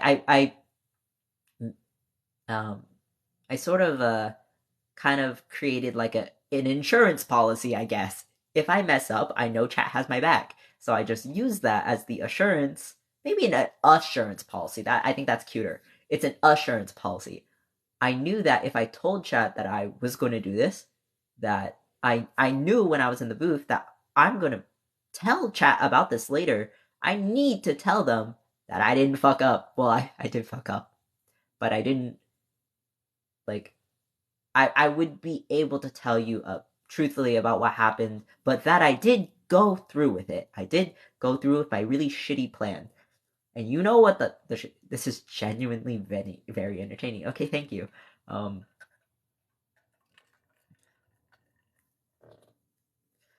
um so yeah, as I'm saying this right now, it's also still me processing. So uh yeah, assurance policy. I when I say that like my charters were there with me, you were there with me, okay? Even if you weren't physically there, except for the one person in chat who like dressed up as Aster and saw 𝐂, like you were technically there. But I was all like, if I mess up, like it's okay. You know, like if I've ever given the charters confidence, I'm here to let you know the charters have given me confidence in return, especially when I was in the meet and greet. So I knew I needed to manufacture a way that I know that if I messed up, because I had told the charters, I am now also responsible for following through with like, yeah, it's me and him in the booth, but it's also me and chat and me, right? So I'm responsible for a lot of things. There's me who's being me. There's me um who is like interact like I was interacting with myself, honestly, like having an inner monologue the entire time that I'm there having a dialogue with Ren. At the same time, my body is feeling like I could instinctually feel what chat was like, how supportive chat felt to have to for me to know that I had the supportive chat. Even if you're not actively there, like you were there. I will say that I did bring you along because even after I said the stupid punchline and the joke, and I will tell you about that, like I immediately said after, I was like, oh my god, thank god. I could tell Chad I didn't chicken out. That is for sure definitely one of the things I said. I don't know if he caught the part about me saying that I have a chat and this is what I was doing it for. I don't remember if he did, or if he did, like, yeah, I don't remember. But I know that I said it. And I know I said it out loud because when I come back to tell chat about this story, I can tell you that I said that I had told him that I know I can tell chat about this. Does that make sense? That was the assurance policy. I knew I'm gonna follow through with this because I get to tell chat about it later. That was the assurance policy. Hooray! Hooray! Sick guns. Do I want more chips? Okay, no. Hold off on chips. At least until after the meet and greet story. Okay, so there was me walking in. I'm in cosplay. He has a positive impression of me because in line, I was the first Ren cosplayer he got to see at a meet and greet. If you think about that, like, I stole one of his firsts, basically. I was in line early enough that I was not only the first, like, Ren cosplayer, but of the entire convention, I was the one Rena cosplayer. I was female Ren. So and maybe I've told you this and maybe I've not told you this, and I'm not sure if I should say this aloud, but I'm gonna be truthful about this. I tried to make a Rena cosplay with the inspiration that, well, it's pretty much, I use the concept of what do I think Ren thinks is hot? And can I pull it off? What do I think Rena would wear? And whether or not is that something that looks impressive to Ren? That was the idea behind the cosplay. And I know I looked good. And I know I had a lot of people at the convention looking at me and telling me that I look good.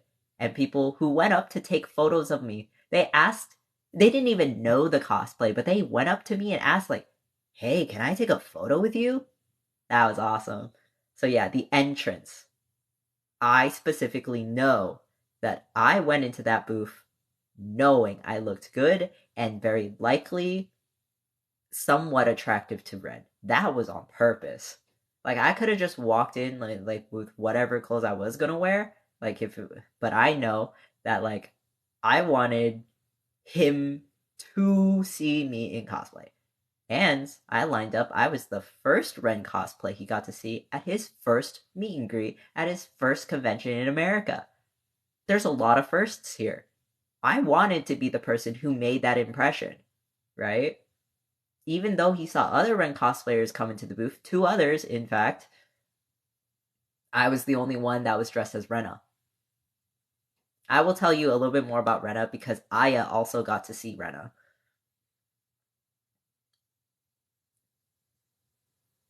So there's the entrance. I look good.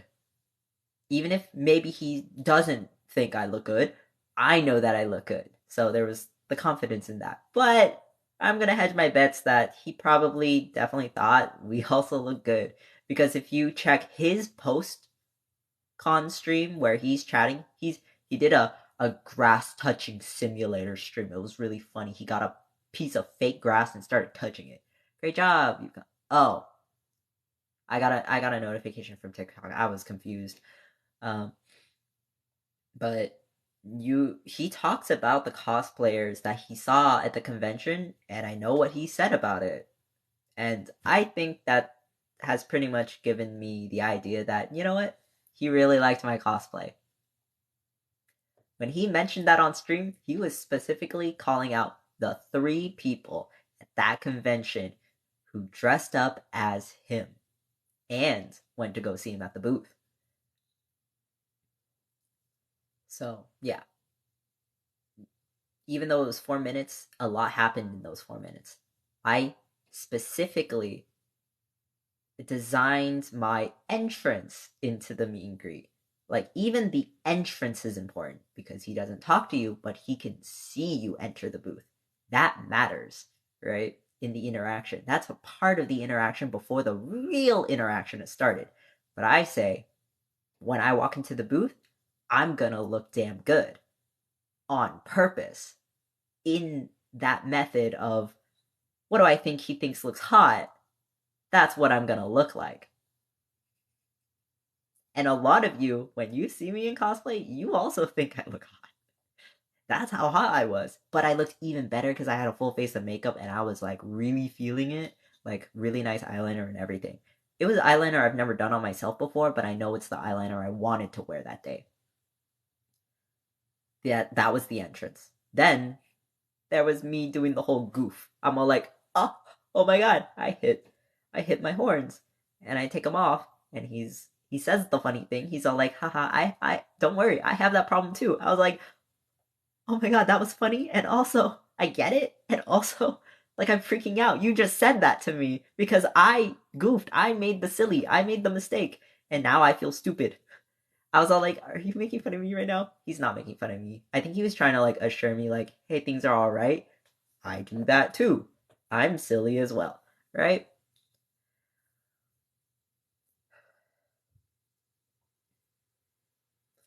And so that was like part 2 of the whole meet and greet. And then part 3 was me just literally like freaking out, just me having the internal monologue, and I eventually come to, but it was a long minute. It was a long minute. Me standing there, and he was all like, "It's okay, it's okay." He was all like, uh, uh, maybe he said that, or maybe not, but I think he was trying to make me. He's all like, "Oh yeah, no, it's okay."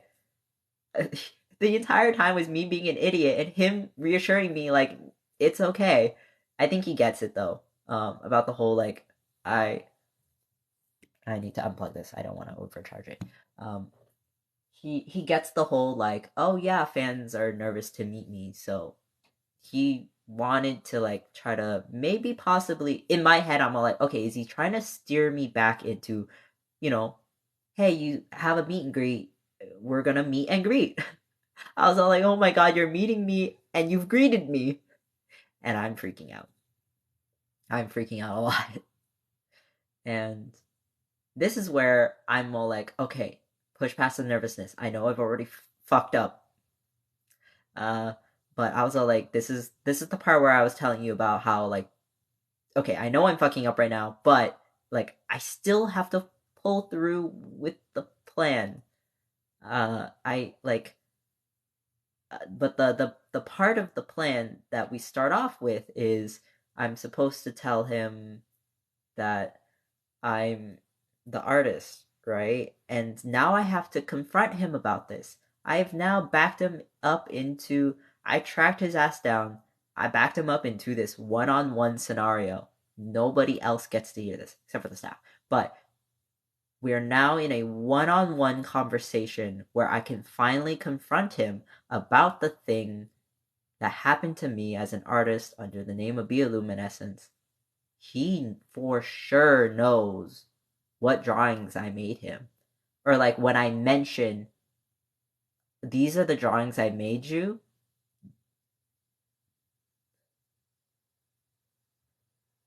the realization in his face when it hits, he just went from to, oh, that's what he did. He knew. I said, or let's back up a little bit. now that you already know what that was supposed to be, but again, I'm telling this out of story. I'm telling this out of order, but I was all like, I just have to muster up. I'm gonna say it. I'm gonna say it. I'm gonna muster it up.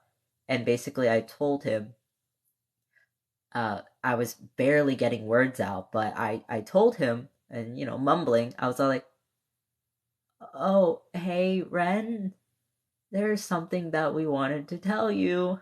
And then I'm all like, uh, what we wanted to tell you was we're the artist who made your bass guitar. And that's probably what I sounded like.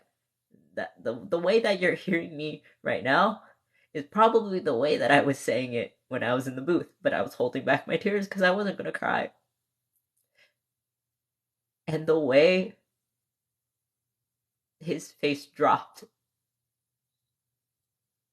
you could tell he figured it out that the person who looks really good in cosplay that approached him, even though they're a really big fan, they were standing in front of him.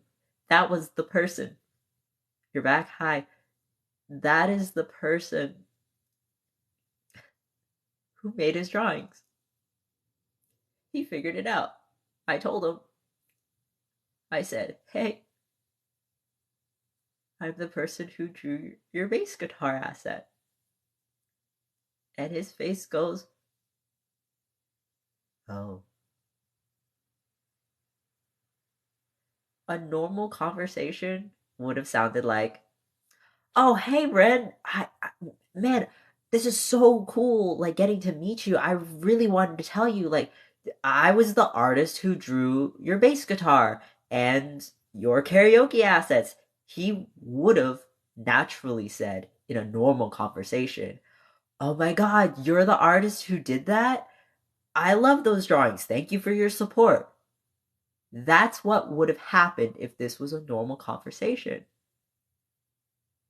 But the reason why this is sad is because at this point, currently in his streaming career, he's used those assets those other times that I told you about, October, November, whatever, December. But I call him out in December. I told you about this. I did the thing where I call him out. And then even after the whole apology thing and even after the whole blah blah blah thing, any stream after December 10th, he threw away all my drawings. And I know this, that any bass guitar stream after that, he didn't use my drawings. Any karaoke after that, he didn't use my drawings. He has a microphone. He has 2 microphones. But for his second karaoke, he didn't use a microphone. I was like, I know the reason why you don't use my microphone, but you have 2 microphones. You could have at least used the other microphone. I at least thought that. And I know that he has several karaoke backgrounds, so he used somebody else's karaoke background. But I can understand the plausibility of, like, someone else drew a karaoke background, he can use that. But this is where I think things get complicated, is as a singer who owns 2 microphones, he used none of them. And in that moment, I've confirmed it, he does not use my drawings. He definitely does not use my drawings. He's had 2 bass guitar streams after the fact. Both of those 2 times, he doesn't use my drawings. He goes back to using a stock image that he had used. He had a stock image. I gave him the bass guitar. He used the bass guitar. We called him out for not crediting us for using the bass guitar. He throws away the bass guitar and he uses the old asset that he had. If you figured out the timeline and I was the person keeping track, he threw away my drawings. He can get away with, like, throwing away the karaoke stage. That's one thing, because, like, he has other karaoke stages he can use. But I know for sure he threw away my mic, and I know for sure he threw away my bass guitar. And at that, this is where we are in the point of time, is I go up to the meet and greet, I walk in, I look awesome, and I say, hi, I'm the artist who drew your bass guitar. And he didn't say, oh, thank you for doing the blah blah. Like, I really appreciate your support. He goes, oh, because he knows, and I know, and we both know that we know that the person standing right here is the one who drew it, and the person on that side of the screen was the one who threw it away. And he sees me go up to him, and that's what happened. That's what happened at the meet and greet. I felt so dejected at that point. I was all like, you're not gonna say sorry or anything? Like, I was all like, I'm hurt. Why do I feel hurt? Right? This is the really shitty thing about the whole scenario starting from the beginning is that you like someone so much to want to support their career. You make these incredible drawings, you give it to him, you're happy to do it. But because he forgets to credit you, you get really upset about it, but because you still like him, you don't want to be like mad at him or whatever, and blah blah blah. The tension builds up, and eventually you have to call him out on it because that behavior is not okay. Where he doesn't credit you for the drawings that you gave him that is supposed to support his career. And I know that calling him out for that type of behavior was the right move. I think that as a fan, I was doing the correct things here. I wanted to support him. That was me being a good fan, so why did it hurt so much, right? Why did it hurt so much to defend myself? That was the correct move, wasn't it? That, like, if he messed up, I correct him on it. That was the correct move. So why did it hurt? Because it hurt because I had to witness him.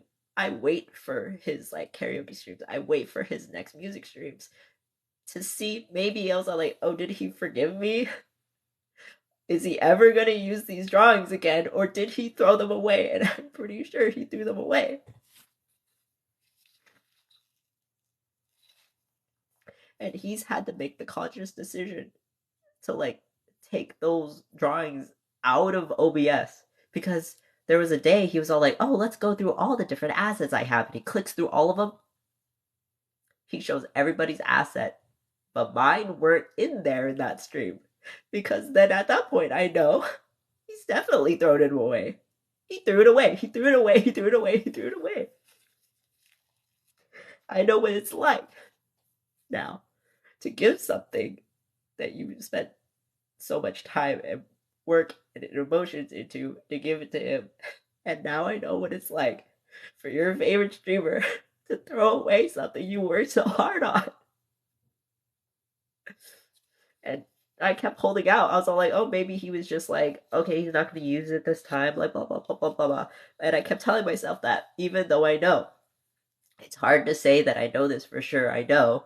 But I think with all of the little pieces of, like, not evidence, but examples or, like, little pieces of things that, like, add up, that's the story that makes sense. He threw it away.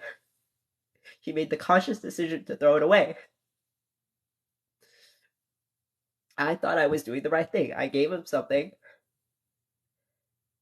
And when something doesn't go my way and he was the one at fault, I call him out on it because that defends my boundaries. And I need to tell people, like, hey, if something bad happens, you need to defend your boundaries. Someone disrespects your boundaries, you defend them. I thought that was the right thing. So why does it hurt so much? Why does he get to decide? I mean, of course he gets to decide that he can throw away these drawings. But I had to just witness that every time. That all of these other artists on Twitter who have super amazing art get to have all of their stuff shown on stream.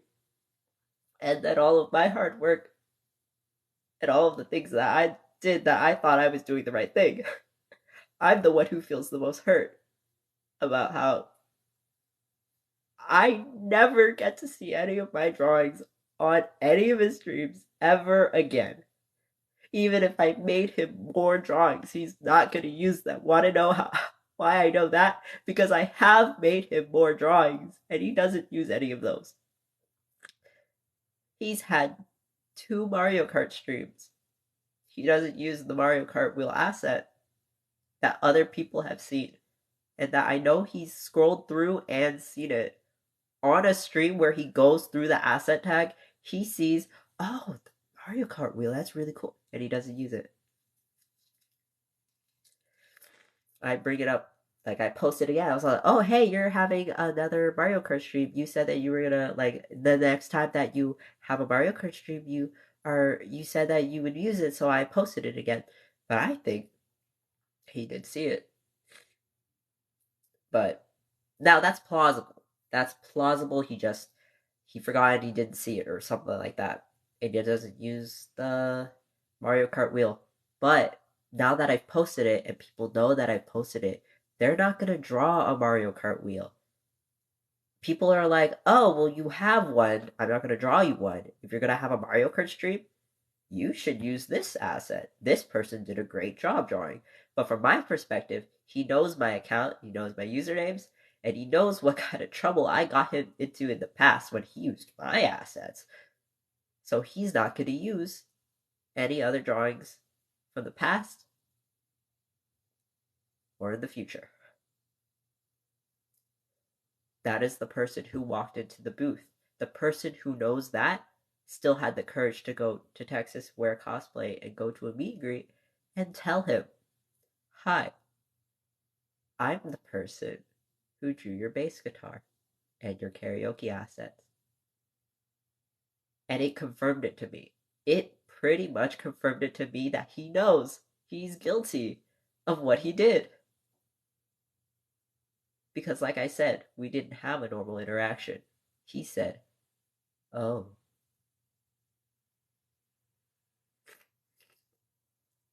Dead silence. I realize what he just said. He realizes how he instantly reacted to the words that I said. And that's what made me feel sad, right? Like, that, I was all like, I went through all of that for the past 4 months, and that's what he's gonna say, is he said, oh. Right? Like, don't you have anything else to say? No, I think it's because I caught him off guard. He was stunned, right? He does not know what to say in this situation because he wasn't expecting this. I hyped it up on Twitter that Cygnus was going to show up. He probably assumes that, like, one of these people in the meet and greet line, because he tweeted out before the meet and greet started, so like, oh, like, I'm so happy to, like, excited to see you, and, like, people are replying, like, oh, I'm sorry, I can't be there, I won't see you, or people are saying, oh my god, I'm in line, I'm about to go see you, or, like, something like that, right? There's, like, the people replying, and I reply under there. Pretty much, like, anytime he's ever talked about the convention on his Twitter, anytime, like, blah, blah, blah, blah, interactions, I've hinted at or stated, I will be going to the meet and greet. He doesn't know that the person who walked in and explained and introduced themselves was going to be 𝐂𝐒, not Cygnus. That's the story I was going for. That was the entire setup from the beginning to when we call it, hi, Box Pasta. The beginning of the story is that I told him in the call out post, this is 𝐂𝐒, this is the artist, this is a different account, this is Cygnus, same person, but Cygnus defends 𝐂𝐒. After the whole thing shakes out, 𝐂𝐒's account disappears. Cygnus is now the online presence that interacts with Red, both on Twitter and YouTube. Even though I have a lot of people on Twitter that don't like me, there's a lot of people on YouTube that love me because the interactions that I have with them on YouTube are meaningful, especially in pre-chat, and people like the things that I have to say. So I am, if you break down the creepy facade, that was on purpose, by the way, Cygnus Sonolumen design concept, to be creepy on purpose, for the greater purpose that we were going to tell Red, hi, I'm not Cygnus, I'm 𝐂𝐒, the artist. Pretty much in this way, I was all like, yeah, I have another. So I wanted to be more confident about the follow, like the actual punchline of the joke. So I punched him, but I did not land the punchline. I punched him in the gut with the whole, hi, I drew the bass guitar. Now he knows I'm the artist.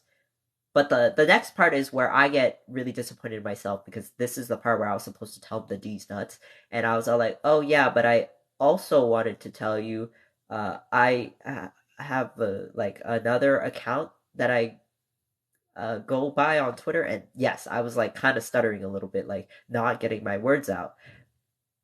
And he was all like, "Okay, okay." I was all like, "Oh, their name is Cygnus, Cygnus Sonolumen." I'll This is where I'm like really confused because it doesn't click. I don't think he might have heard correctly what I said or what I was really trying to explain. Because to me, like I know what I was supposed to try to explain, but what actually come out of my mouth, I'm like, oh no, he doesn't get it.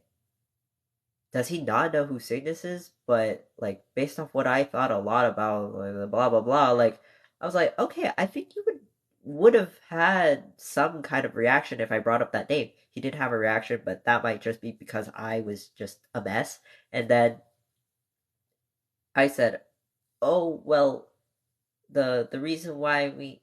I don't know why I explained it like this to him, and maybe I didn't even explain it like this to him, and I'm just misremembering it. But to the effect of, I was all like, "Oh, we also have another Twitter account that we talk to you with. So not only are we bioluminescence, the artist who drew your stuff, we're also Cygnus, Cygnus Sonolumen." And I just wait to see if there's a reaction if he recognizes that username. I'm not totally sure if he's processing, but this is me saying this after the thing I just dropped on him. So maybe he's still stunned and I'm still stunned, which is why like nothing is coming out smoothly. And then I was all like, "Oh, and we've been Cygnus dick in your ass." And then I was like, "Yeah, it was a D's nuts." And he was like, "Oh, haha, you got me." Very lukewarm response because I think he thinks I just told a very poor joke. I tried to tell him a joke, uh, and I was all like, "Ah, shit, I fucked up, I fucked up, I fucked up, I fucked up, I fucked up, didn't I?" I was all like, he, he was like, "Oh no, I don't think he got the joke." And then I guess there's like more of a pause again. But I'm also just like, for him to give me immediate feedback and give me like a fake laugh, I'm like, oh no, that was a pity laugh. Holy shit, I must be stupid. That was a very lame joke, wasn't it? That was the joke I've been building up for 4 months, and that was the thing I was supposed to tell him. That was the thing I was supposed to tell, plus the thing right before that. And I was all like, he didn't get the joke. Oh no. This is going so south so fast. And then after that, I think there's more pause and whatever. And then afterwards, I asked them, "Hey, do you have any questions for me?" I was all like, "Okay, maybe I can get him to talk about this, what I just mentioned, if I ask him, oh, hey, do you have any questions for me?" And he was all like, how is your convention?" And he talks about how like, oh, there have been other invaders talking about how like invaders have been blah blah blah with each other. I was like, and then I start getting excited because then that's something I genuinely feel, but it's also the feeling of sort of the overall atmosphere of the convention is like that part of me takes over. I'm all like, oh my god, uh, how was it like, oh my god, yeah, no, like talking with the invader, like getting to meet the invaders in person was like definitely what made the entire experience of the convention. And he was really glad that that part kind of like broke the awkward silence and whatever. And he also, commented on my cosplay. I was like, "Oh yeah, yeah, yeah, yeah, yeah. I'm dressed up as Rena, like female Ren." Maybe I said that, maybe I didn't, but it's very obvious I'm dressed up as female Ren. And I was all like, "Oh, he saw my cosplay." He's all like, "Oh, it looks good." Maybe he said that. I don't remember, but to some effect, it might have been like that. Again, my memory no good. And then I check my view of the web call, and I'm like, oh shit, he can't see the bottom half. He probably did when I walked in, but with how the laptop camera is set up, it's not a very good angle. Like on TikTok, I could change the angle on my face and like my phone and stuff, but there you're not gonna touch the laptop and start fiddling with the camera. So I was all like, oh, like my view is getting cut off by the table that the laptop is sitting on. So like there's a table here. He cannot. Do you see how you can see my upper half, but you can't see my lower half because it's obscured by like this surface? I was all like, oh shit, you can't see the rest of the cosplay. So I started jumping. I was all like, look. I'm wearing a skirt. And then I like lift up my leg. I'm like, oh, I have the shoes. That's what I said. I was all like, but like I know that if I lifted up my leg, that'd be kind of cool because I have the quote unquote like I had the knee high socks. I was trying to buy thigh high socks, which I own now, but I didn't have at the time of the convention. But I had like those straps. I had I had leg harness straps. I had so much going on in my cosplay. I wore a bow.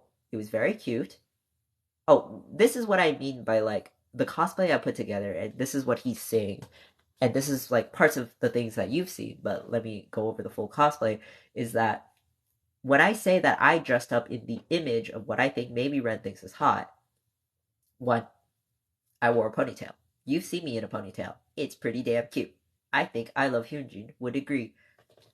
I wore a very big bow around my ponytail because in a Genshin stream, he talked about how he liked the ribbons and bows on the cute girls in the character design. I was all like, that's right. I'm gonna wear a bow. Guys think that's hot. Guys like Ren think that's hot.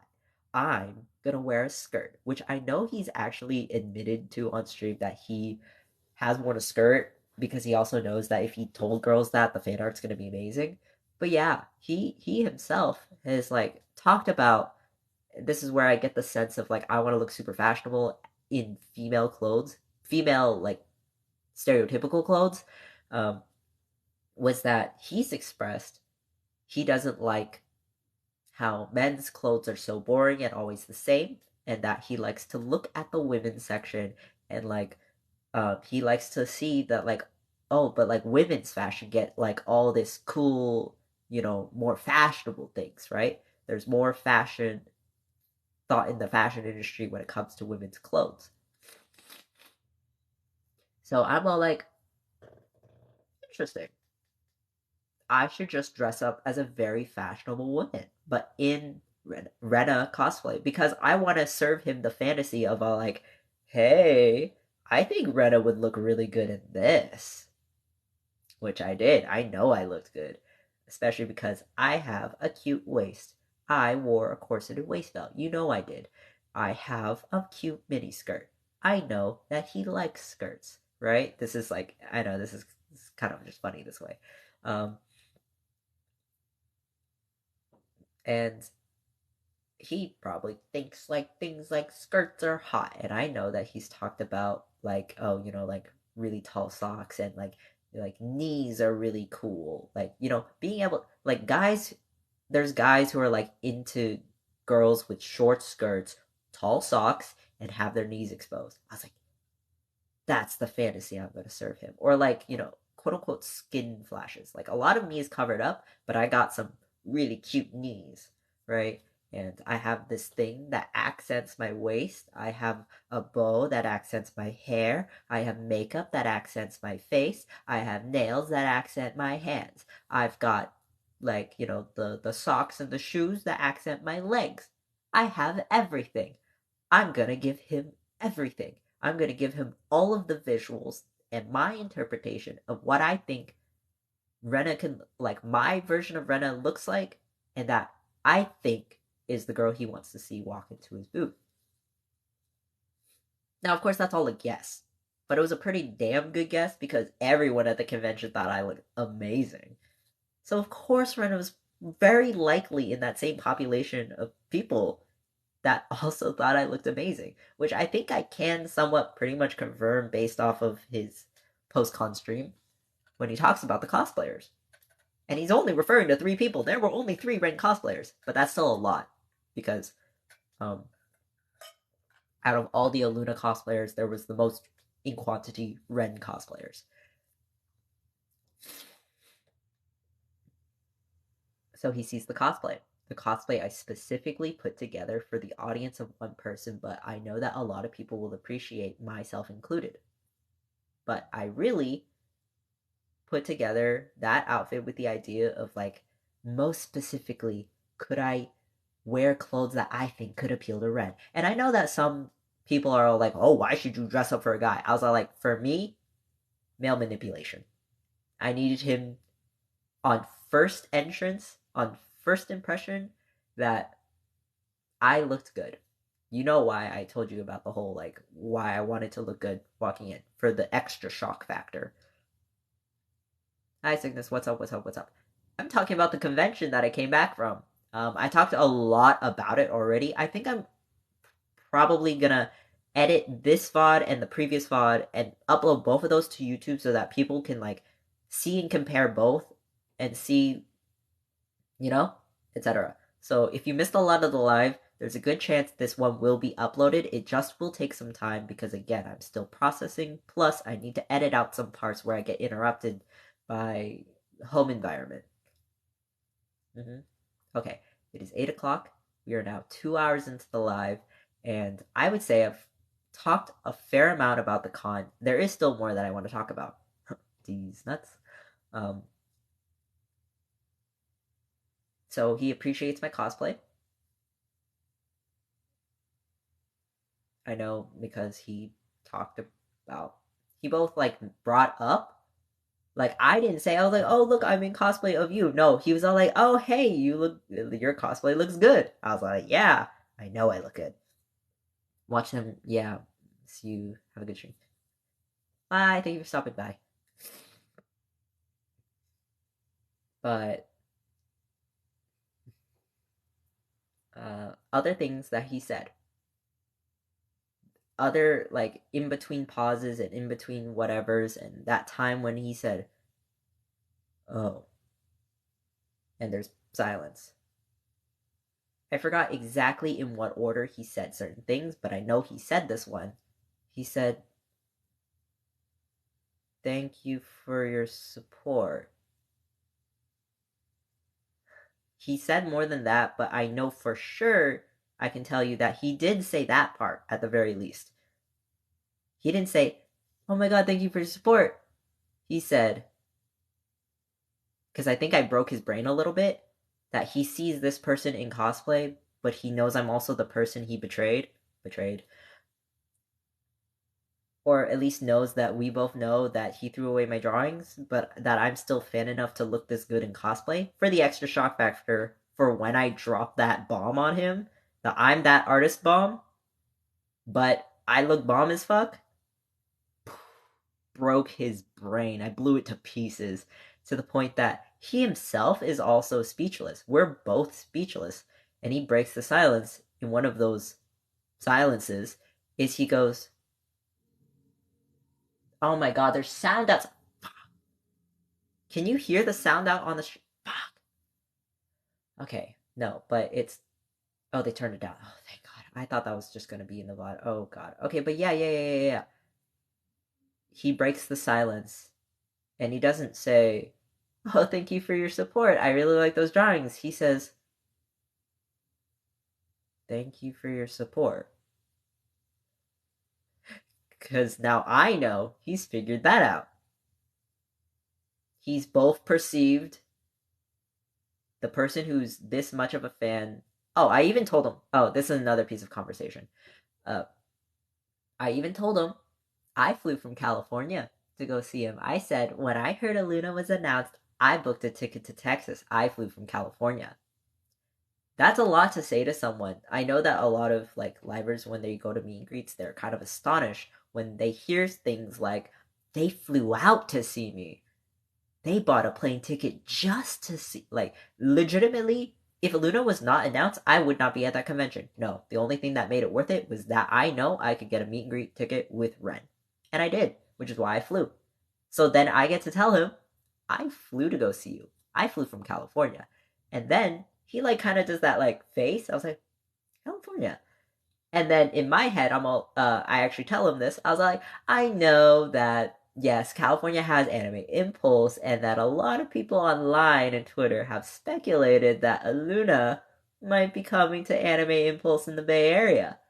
And you know what he says? He's all like, maybe, maybe. I was like, bitch, you're so obvious. That's practically half confirmed. Cannot be confirmed, but in my head, I was all like, okay, damn good chance 𝐿.𝐿una, or at least parts of 𝐿.𝐿una, are gonna be invited to Anime Impulse Bay Area, which is the next con I will be attending to in like July-ish. I don't remember. It was one of the J months. I get July and June. I wanted to eat chips, but I'm not going to. It was one of the J months, either a July or a June. I think it's July. I think it's the later month.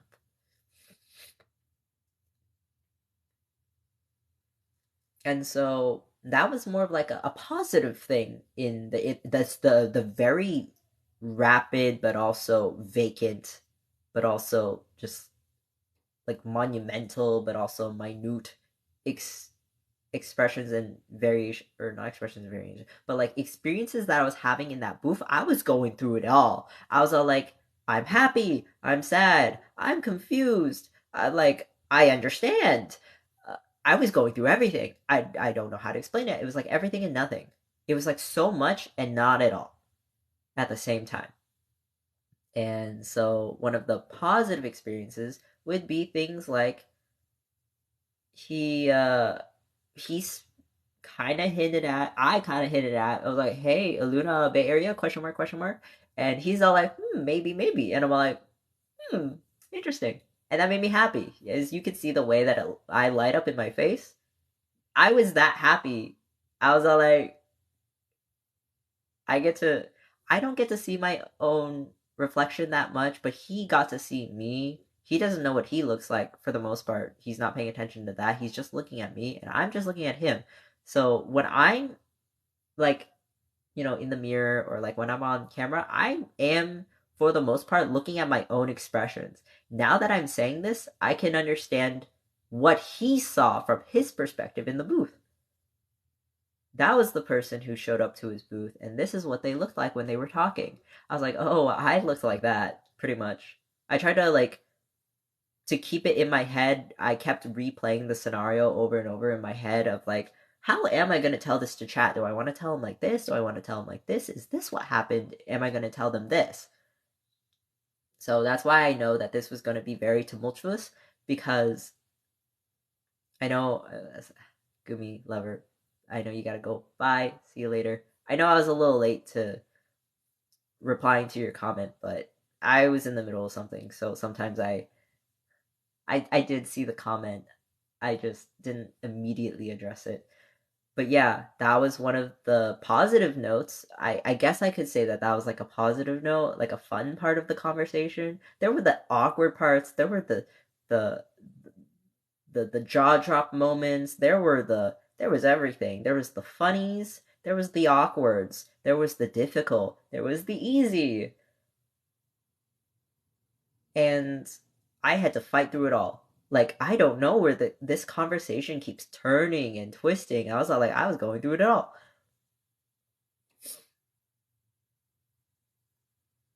And so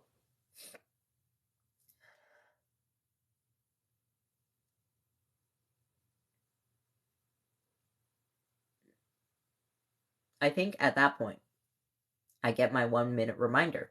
The guy says, oh, hey, it's 1 minute. I was like, oh, shit, 1 minute, it's time for photos. So I tell Ren that.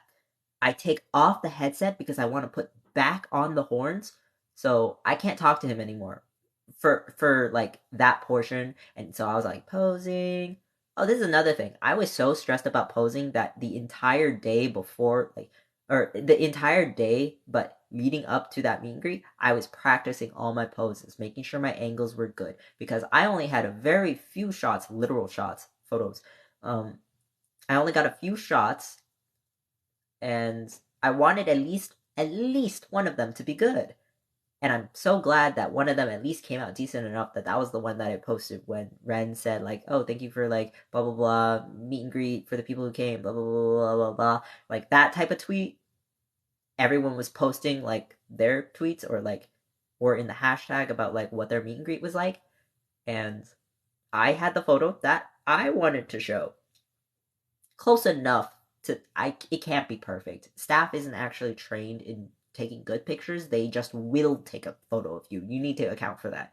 So I was all like, okay, even if the picture comes out a little bit shoddy, like I'm still gonna look good and it's gonna look good enough.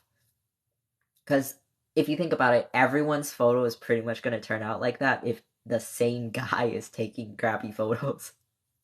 That guy was not very helpful. I'm so sorry, staff. You're doing a great job, but I know for a fact y'all suck at taking photos. I feel like that should be a new requirement. Can take a photo. If you're gonna be in a meet and greet where you know that people are gonna ask you to take photos, please do them a good service and be at least a C plus above decent at taking photos. They were like at a C or a C minus, but not a C plus, please. That would be. I want a B minus and above for like if you're gonna take a photo for meet and greet. But anyway, I'm taking photos and one of them comes out nice. But then I like, move my hands around, touching my cosplay, and then I feel something in my pocket. I was like, oh fuck, I forgot. I take off the horns. I put the headset back on. And I was like, oh my god, I just remembered. I brought you a toothbrush. And he laughs. He gets the joke. Because in his second karaoke, he sings a fuckboy song called Toothbrush. He gets the reference. I was like, oh, thank God. He actually got that one. I told 2 jokes. He understood the second joke. Even though I felt really bad about the other joke that I totally flubbed, I'm so glad that I did remember my second joke that I was going to tell him was that I wasn't going to be like the other girls who like propose and be like, will you marry me? And he's all like, no, or just doesn't say anything. Awkward, awkward. But that when I brought out something symbolic like the meaning of a toothbrush, why would I bring him a toothbrush? He knows what the toothbrush means. I didn't have to explain that one. And then I said, I brought you a toothbrush. Not sponsored. Bing! And then he laughed. He really laughed. So, yes, it was bittersweet. He didn't laugh at the joke I wanted him to laugh. But it made me appreciate more when I got to hear real laughter.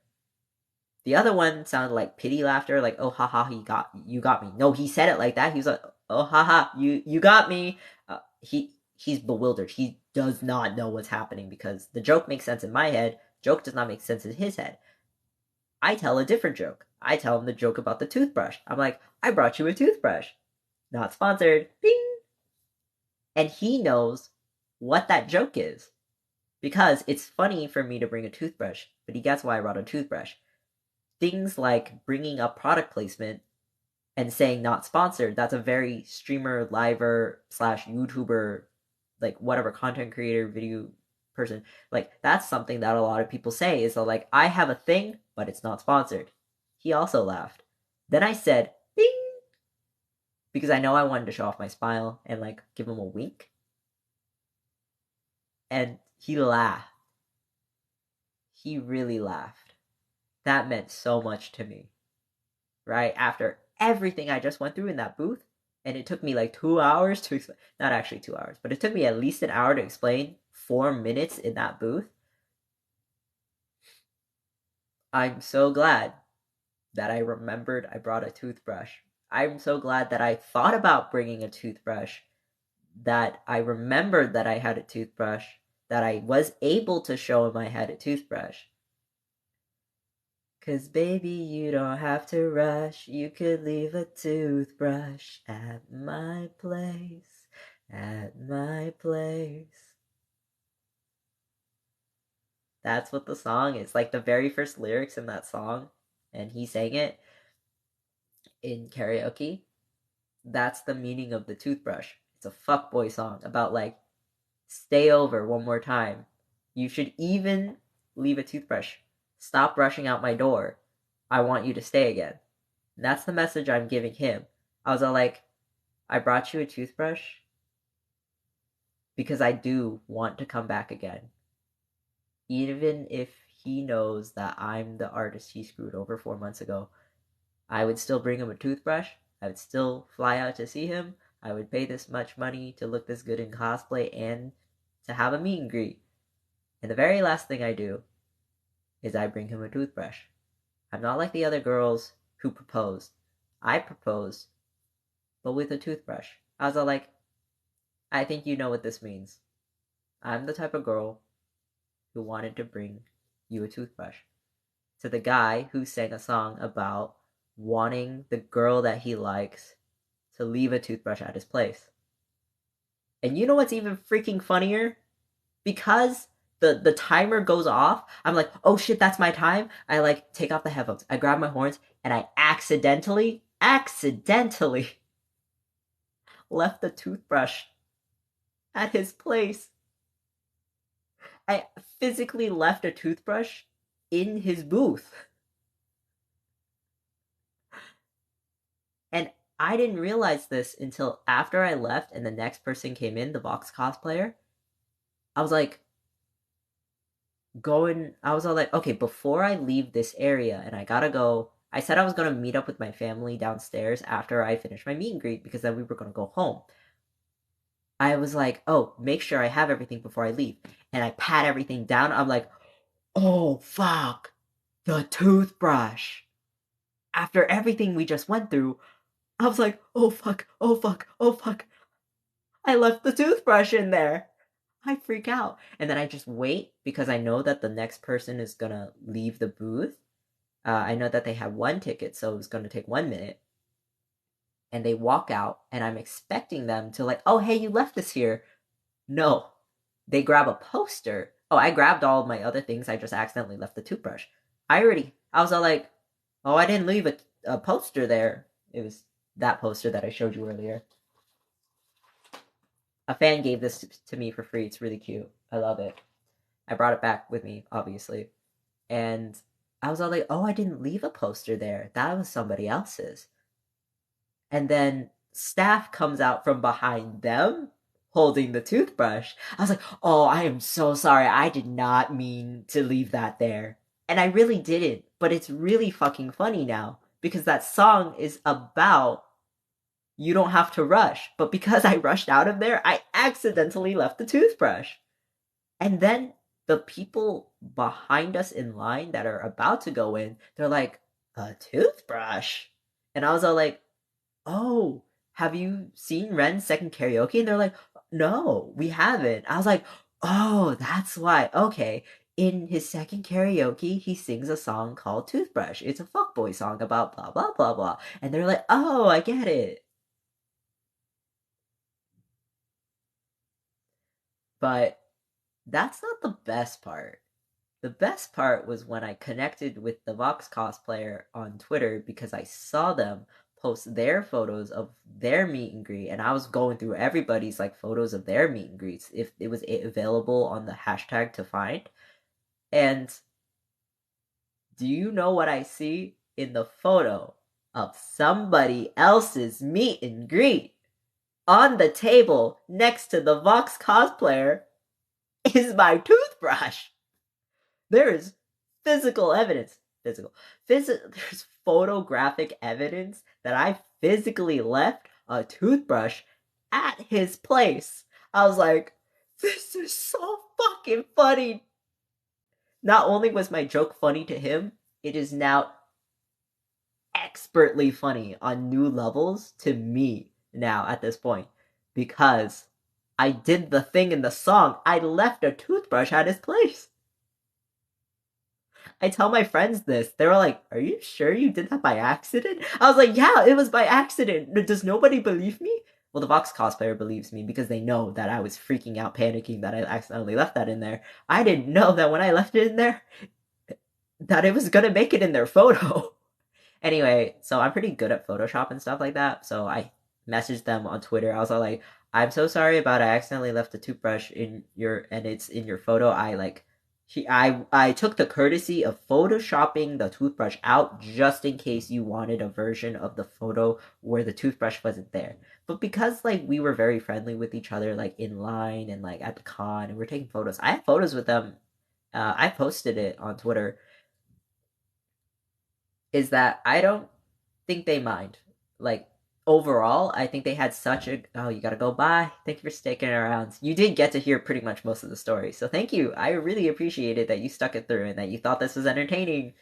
I too also think it's entertaining in a very savagely depressed way. I will be hopping off the live soon, but I think that I shared with you was the experience of a meet and greet with Ren. But it was a meet and greet where Ren met Cygnus and 𝑒𝐿.𝐿, all packaged together in one. But the person who shows up is a person, not an online Twitter personality. He saw me.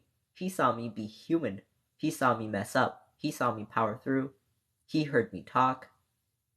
He watched me listen.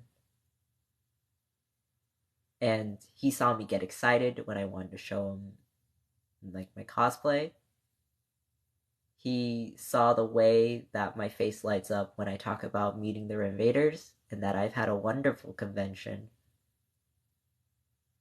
And he knows that I made him laugh with a toothbrush, which I also accidentally left at his place, and that makes the cherry on top. That was the meet and greet experience.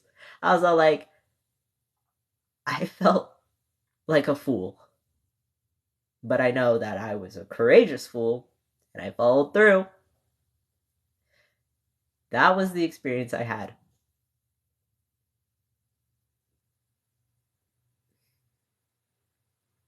I don't know if anyone else is like really here to stuck around to like have heard the whole thing and maybe even wants to ask me questions about anything. I'm not sure like how many of my more active members are like still here. I have and there's a little well, thank you. Thank you. I think you were here for pretty much the whole stream, so thank you. There was and I'll post the VOD. Probably. Good chance I'll post the VOD, but thank you. My chat was here. I was Cygnus.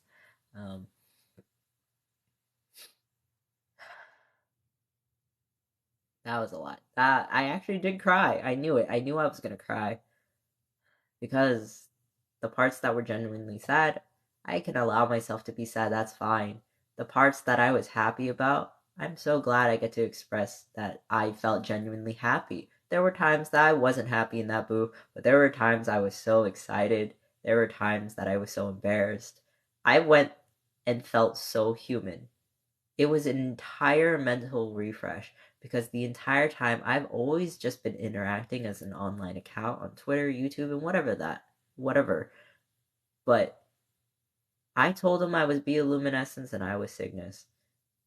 But also, the person he met was human. A human who can go through all of those wide range of emotions, humility, happiness. That I wouldn't trade. It could have been better, but it could have been worse, but it was the one I got, okay?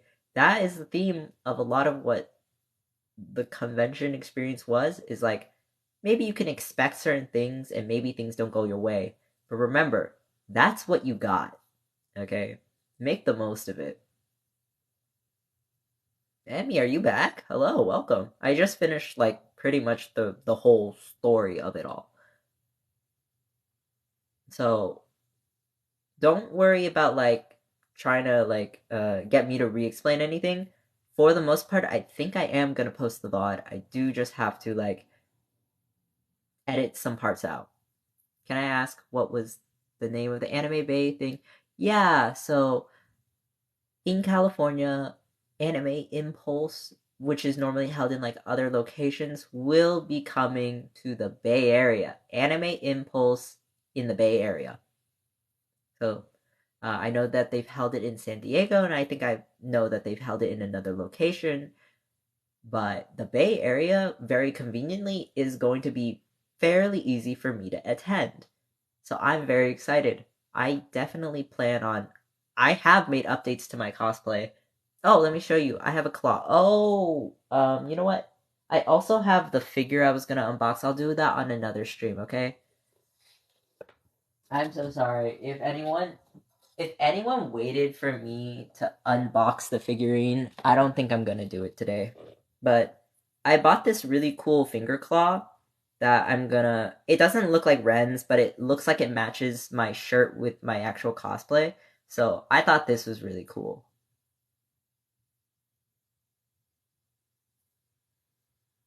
Yeah.